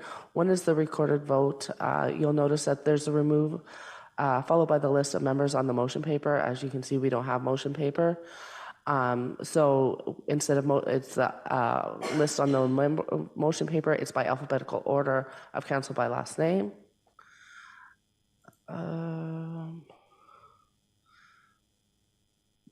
In order to proceed, if we council meeting proceeds past 6 o'clock, there needs to be a motion to permit that. It used to be 9, but our meetings also used to start later. And I think that is pretty much, that's a very high level. So if there's any questions of council. Any questions? Mayor Weir? Trip? Not a question, but just a comment and an expression of appreciation to staff. This was an incredibly long document, and the way you presented it was extremely user-friendly for us to go quickly to the changes. So thank you for whoever had the initiative to present this in that manner. Very helpful. Thank you. Thank you. So that council repeals bylaw 33-2021, and furthermore that council approves bylaw 74-2022, being a bylaw to govern the calling, place, and proceedings of council meetings. Mover? There's only 5 of us, guys. We got to keep doing it. And all in favor? Yeah. Thank you. All in favor? So moved. 9.10, 12.10, 2022 capital funding, and I don't have to talk to this one. Yes, thank you. So this report is to ask for council to approve the change in funding source for some of our capital projects for 2022. When we we passed the budget for 2022, we had included $926,000 in debenture, which is borrowing. And it included Ferguson Lake Road, or portions of Ferguson Lake Road, Flat Road, Mount St. Patrick, the tandem plow truck, and then the 3 other projects listed here that we have done in 2022, which are Pucker Street, Fraser Road Hill, and the extrication equipment for the fire department. This year, we were able to extend our grant funding for Ferguson Lake Road to take on phase 2. Therefore, we didn't require to fund it in-house. So we didn't require debenture for this. And then Flat Road and Mount St. Patrick had been postponed to 2023, as well as the tandem plow truck we ordered back in 2021, I believe July, and we are expecting to get it this spring of 2023. With that said, there are 3 projects that have been funded this year, which amount to $336,000. Seeing we had a surplus in 2021 that was put to our capital works reserve for nearly $260,000, I am recommending that we utilize those funds with a bit of reserve to fund the projects listed here. This would eliminate the requirement to debenture this year. Just for example, we debentured in 2021 and a construction project that extended, we finalized the debenture back in June. And last year when we started the debenture, we would have been at 2%. We were almost at, I believe, 4.5% in 2022, and that's, you know, the interest rates are going up. So I think if we have the opportunity to utilize reserve rather than debenture, we should move towards that at this time. I've provided to you reserve as budgeted in 2022. And what we're looking at with the proposed adjustment, which are pretty close to each other. This is due to, you know, some projects may come under, and we had underutilized reserve. So that's it at this time, and I'll answer any questions you have. Any questions from council? No? The council approved the following 2022 capital projects to be funded from the Capital Works Reserve for a total cost of $336,054. Parker Street, $180,166. Fraser Road Hill, $45,204. Hydraulic extrication equipment, $110,684. Moving to move. Mr. Tripp? Oh, Councilor Tripp, second. Councilor Millette. All in favor? Unanimous? 9.12.11, cost of living adjustment, COLA. Okay, so recognizing that this is your first year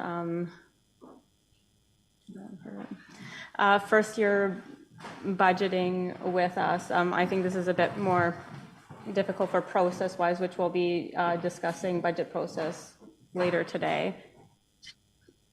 The request here is the process normally is that we would approach council with the COLA increase for 2023. It serves as we utilize this to plan the budget process. It helps feed into the budget process for us to be able to come back in January with a budget document that is ready for council. The request today is, I'll go back to the background. So the background is that we normally complete or apply a COLA based off the County of Renfrew. We've followed this process for some years, and throughout the County of Renfrew, a lot of municipalities have. They follow, I believe, their collective agreement. For 2023, they are increasing 2%. For the benefit of this conversation, I've also included CPI. Some of our neighboring municipalities and municipalities across the province utilize CPI as their benchmarking for increases for salaries. As you can see, over the last few years, although the CPI was increasing in 2021 and now 2022, we haven't necessarily followed it with the opportunity that it would come down. This year, going into 2023, there's no expectation that the CPI will come down. So I have recommended here a 3% increase, which is not to the 2022 6.9% CPI, but it allows us to still remain somewhat competitive as the inflation continues to go up. Remaining competitive with compensation is important to us. We're not a big organization, and compensation can retain employees, help recruit qualified staff, And with the retention of employees, allows us to have operational continuity. So at this point, we're considering this based off of the neighboring municipalities. Some of them are increasing between 1 3/4 and 3%. We're requesting the 3% in order to remain competitive and just consider that some of our wages are slightly below neighboring municipalities at this point, and this may serve as a retention piece. Thank you. Any questions or comment from council? Thanks for that. It might not be popular, but there's a few things that I did discuss with Allison about just questions around how things work. So the COLA is part of the input to the budget, and it's the only one that is done outside of the regular budget process. Is that right? That requires approval? The COLA is the one item that would require pre-approval for inputting. The tax rate increase is another component. When you receive the base budget with the 2023 recommendations, they're more likely to include pressures that we can't control to provide a service, such as fuel and those types of things. So I believe that when it comes to COLA, it's pre-approved because it's not associated with a cost that we can't control to provide a service. Okay. Yeah. The other point I guess to make, so in support of recognizing disparity in compensation across our municipality versus others, so I fully support that. I'm just not certain that COLA is the way to kind of react to that, and that was something I kind of feel strongly about, because my experience is typically it's through job evaluations and market surveys, that kind of thing, to bring salaries up to the levels where they need to be. COLA is specifically just for cost of living and usually not applied for any kind of disparity in salaries. So it's just my view, and I understand what you're trying to do, and I fully appreciate that. And the impact is not great, but the other thing, I guess, back to the earlier point, is how do we align the COLA input to the budget as part of the budgeting exercise versus outside of that exercise? Because to me, we're making a decision about COLA that is, and we haven't seen the budget yet. So those are my comments. I respect that. There are two components, I agree. There is the COLA increase for inflation, and there's the pay equity or job evaluation exercise. With our salary grid as a whole, there is what I would consider a gap with the grade that would be the whole grade. So we're going to hit where municipalities within the area are going to increase somewhat between 1 3/4 and 3%. Their whole grade, so there's this gap piece there. And then I agree, there's this pay equity exercise where we do need to go through another exercise that is job specific to current positions that are not competitive with the county or neighboring municipalities. So I think those are two different exercises, I agree. In this case, we are considering them separately. I will be coming to council in 2023 to discuss specific positions that are a current concern. This one was just considering the inflationary piece of it. Any other questions or comments? No, and I assume that with COLA, let's break it down for the cost of living adjustment, COLA, for people that are tuning in and not understanding acronyms. I think if COLA is put into place at the earliest time, that it does give the opportunity for the back office to structure payroll, structure incentives, structure things at an earlier time periods, and will assist, having an understanding of COLA will assist with the overall budgeting. So that, yes, they are being dealt with separately, but one has to tie into the other. Is that correct? That is correct. It would be built within the budget. The process for budgeting is staff reviews all components of the municipality services, staffing, how to remain competitive, this whole component. And when it comes to council, this aspect's all put together.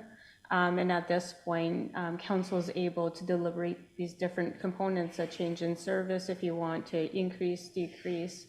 The variable that is normally fulfilled prior to is the salary component to be able to structure the human capital portion of services prior. Okay. Thank you. The council approves a 3% cost of living adjustment COLA for the year 2023. Anyone move? Okay. Second? Councilor Popke? Shall we, any opposed? And shall we vote on this? All in favor? 4-1. Noted. Thank you.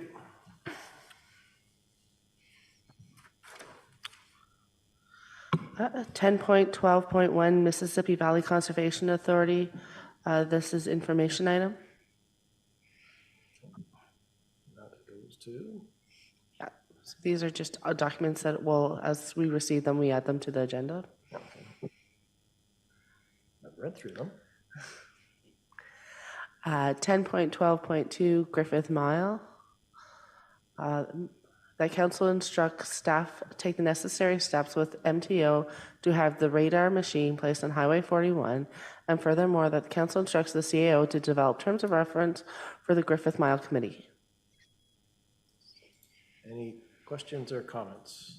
I understand that for us to put that machine up, we need the MTO's permission. Has that been granted so Yes, far? Is that yeah. the process? Yeah, so that is the process. I just received the application link. There was also, I had a lengthy email from Mr. Harriet, who attended the Griffith Mile meeting, with some other suggestions that I think could be put forward to the committee for them to consider and prepare a report back. Thank you. Do we, somebody to move on that one? I'll do that. And do we have a second, Councillor Tripp? All in favor? Unanimous.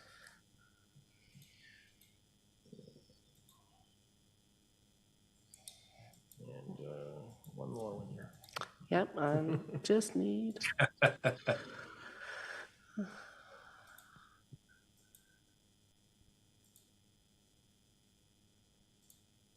Got, okay. 10.12.3, the Warden's Community Service Awards. These are annual awards that we are able to make submissions to. We can do it individually, we can do it as a township to recognize people within or groups within our community. So if there are any ideas or suggestions, if you would forward them to me so that our application can be prepared and it will be brought to the January meeting for discussion. You have any questions? I have one myself.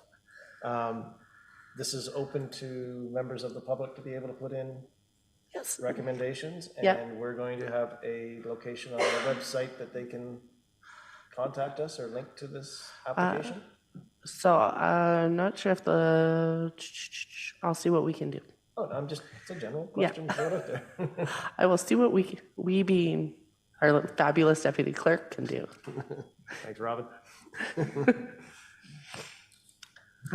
So Item 11.12.1,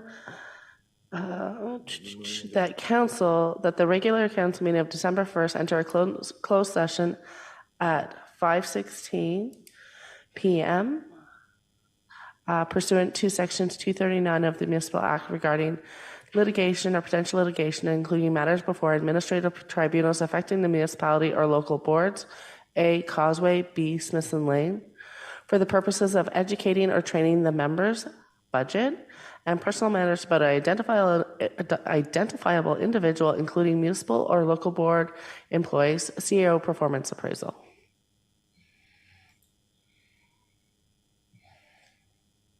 So moved. Councilor Levin, second. Councilor Popke, all in favor? Open session is Has Closed. ceased, so.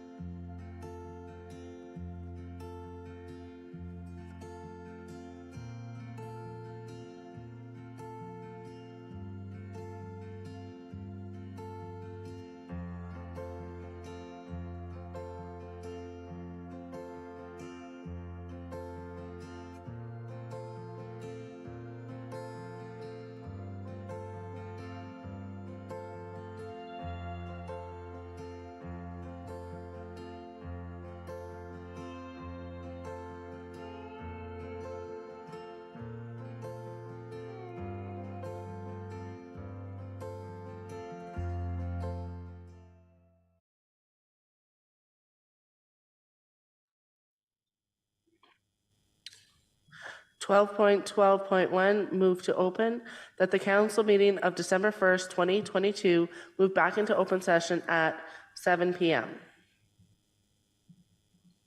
Second, move, second, all in favor?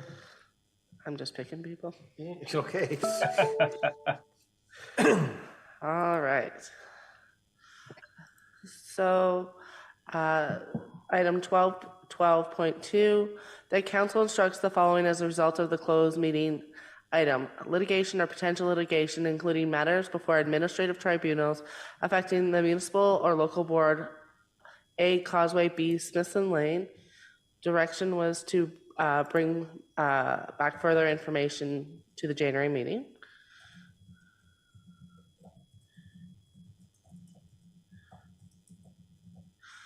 For the purpose of educating or training members. It was a training opportunity or training session. And personal matters about an identifiable individual, including municipal or local board employees. It was a training.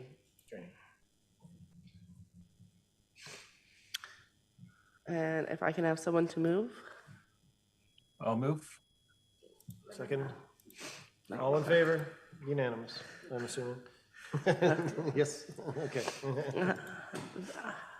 Bylaws 13.12.1, be it resolved the following bylaws, 69-2022, sorry, I just need to delete one. ZBLA 2206.7 Campello, 74-2022 procedural, and 77-2022 no, we didn't do that. So we just have 69-2022 and 74-2022 be deemed read a second and final time and passed by council. And furthermore, that 76-2022 confirmatory be deemed read a first and second and final time and passed by council at the regular council meeting of December 1st, 2022. Move. And All right. all in favor, said yea.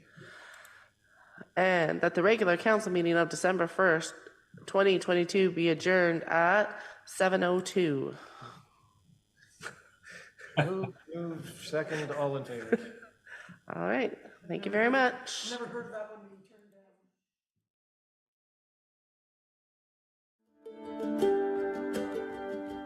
turned down.